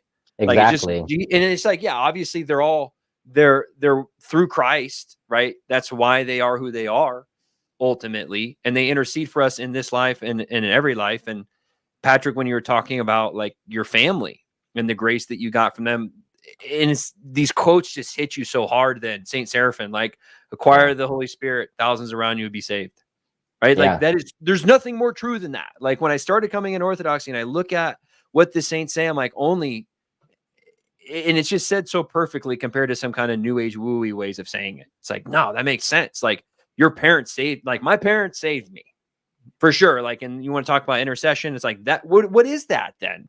Like, was my mom prayers? They didn't save me. The Theotokos prayers didn't save that. What is that? You know, what am I doing here? I'm trying to be a vessel to spread the gospel to people. Is that not intercession? Right. So we can probably say that for another time. I know we're running. We got a couple of super chats. Just want to address those real quick. Major thank you to Todd Fox for becoming a Codal Crew member. God bless you, brother. Thanks for the support. Mad Social Scientist throws in $5. Thank you for that. He said, psychedelics ended my atheism. True. Glory to God. A heart attack / near-death experience took me back to Christ. I saw more than a physical brain can hold. The toll houses are real. I feel you on that. Yeah. So thank you so much, Mad Scientist. Really appreciate that. Glory to God that you're back with Christ. And then we had one over on the Dono chat. Anon throws in $4 and says, off topic, I would love to see you go on Glenn Lawrence's open panel stream today about churches failing to address feminism and the rise of red pill ideas. If you have time, I think you have a great insight on the topic. Cheers, DPH. Well, thank you very much, Anon Super Chatter. And Lucas Gage throws in another $5. Thank you very much, Lucas. He said, I like panentheism. I think everything's in God's mind. Creation is a dream. Bernardo Castrop says reality is mental. We are alters, other minds within God's. The physical world is what mental processes look like from our point of view. Thoughts? I think that if you believe that the entire world is mental, then you're going to have real big problems philosophically to ground a lot of your probably presuppositions and worldviews, generally speaking. So if the physical world is a mental process, that calls into question your anthropology what is it that allows you to persist through space and time? Do you have a soul? Is it just a consciousness? Is it divine consciousness? I've done a few streams on panpsychism, comparing that with logos theology, but how you view what a person is going to be huge on how you understand God's relationship to creation and people. So I don't think that, mental processes and the imagination, again, from an Orthodox perspective, that's actually the battleground. So, but those are all good things. I think I chatted with you. I think, tackled those questions a lot more than me. Like at the end of, kind of the psychedelics, my journey, I kind of look at Catholicism. I'm like, this is wonky. I go over to Protestantism, come back. And then when I found Orthodoxy, I kind of went back and I saw some of the more Gnostic stuff, some of the more, early church heresies. Like I kind of just took the church at face value. I didn't, Mark, I know you had issues with some of the Coptics, right? When you first came, like natures versus wills and all that. Yeah, definitely. But I definitely, Patrick, at some point, I think you dove into that, and I would love to discuss bridges, like you're saying, between Gnosticism and kind of the early church at that point. Yeah, I mean that's right. I can't even say it. Nag Hammadi. Yeah, and the sea scrolls and stuff. I think that would be at least helpful on my end, because I still see those things, and to be honest, because I don't have the Orthodox Phronema on them, I'm afraid to even look at them. Because, I can be like, oh, whoa, the Gospel of Thomas, holy cow, he went to India, and no. Like you see that. And now that I have Orthodoxy, I almost try and always root myself in Orthodoxy first and then explore another topic. Yeah. Because Patrick, we talked about this last time. People are like, oh, Patrick, this is just another phase. You found another way of life. It's like, no, like I literally look at everything else now from this worldview, because it's the only way you can make sense of all these things. Yeah. Right. I mean, like after, like the way Patrick talks about it, like the Orthodoxy, like Christ is at the bottom of every rabbit hole. I mean, all of us, from hearing from your guys' experiences, I've been down just about every other path you can go down. I mean, there's not many options left. Like if Orthodoxy isn't the truth, like, and I know it is, like there's no other way. It's either Orthodoxy or death, Right. Like literally. We're getting ready to approach 4 hours. Do you guys have concluding remarks or anything you want to share before we wrap this up? No, FDA's in the chat. I gave a big shout out to Joseph. If you guys, maybe we get Joseph and Mark back on. Joseph has a big background in the Catholic Church. Okay. So Luigi stopped by for a little bit. Shout out to him. He's been doing some debates over right when he just on the Crucible against we got to pray for our that boy. redeemed Zoomer debate, right? Yeah, I think that was the night before the first episode of this. Yeah, we'll see if we can't get redeemed on the Ortho. That's what we're supposed to be doing, right? Right. And we hope that those are fruitful. So I don't know. Maybe we'll get, do another stream here too. I don't know if you want to do next week. I still would like to talk about, like I said, kind of Gnosticism and going into the mushroom stuff from a literature logical point of view for people who are caught up in those worldviews, and especially like maybe we get into Mud Flood and the people that the Tartarian stuff, huh? Well, there's just so there's so many people now that are stuck in, they can't trust any history. Okay, so now what? And then you go back and then you want to rewrite, well, they had this wrong, or well, this apostle was wrong, well, this book was written wrong, and talking about maybe the Bible and some of the translation issues and ancient texts in coordination to how we view it today. Sure. But yeah, Patrick's kind of running the show. I'm just throwing out ideas and trying not to be too dumb. So. Right. Mark, we appreciate you joining. Anything you want to share with the people? Concluding comments, feel free to shout out any of your stuff you want to share with everyone.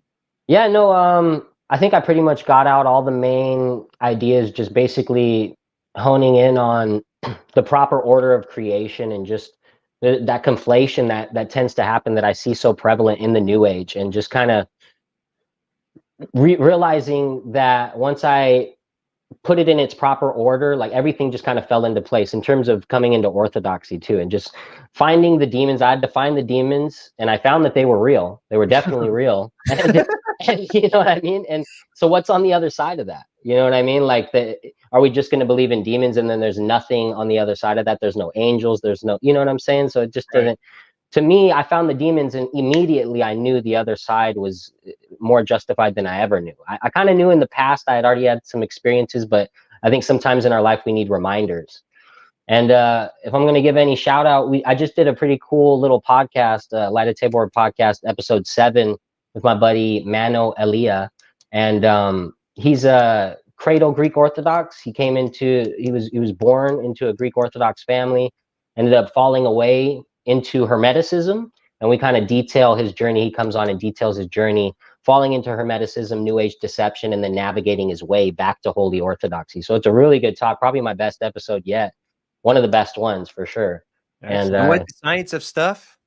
Yeah, he hosts the Science of Stuff podcast. The Study of Stuff. The Study of Stuff podcast is yeah, that's the one he hosts. Awesome podcast too. And he had on I think he's had on a bunch of people. He had on Father Turbo, he had on Father John Valadez. So a lot of good episodes over there as well. So definitely check him out on the Study of Stuff. I've got to chat with him a little bit through Mark. I met him. I might podcast with him, and I think DPH, we'll have to hook you up with him too, because I know he wanted to chat. Everyone wants to chat with DPH, man. Oh, I appreciate it. So that looks like it does everything on my end. I don't see any more super chats or anything like that. So, gentlemen, thank you so much. Mark, really appreciate it. Hopefully you can join us again on one of the future episodes. Yeah, I'd love to. Definitely, man. Thank you guys so much for having me. I'm super grateful to come on and speak.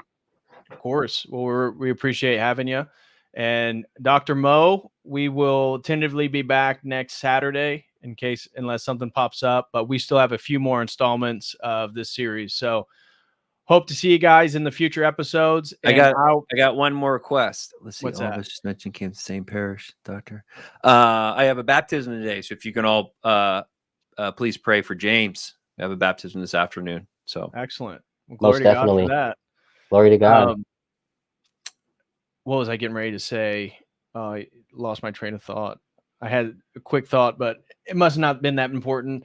I'll be back Monday or Tuesday, potentially with Father Moses. We'll be talking about some of his recent videos on neoteny, failure to mature for men and women.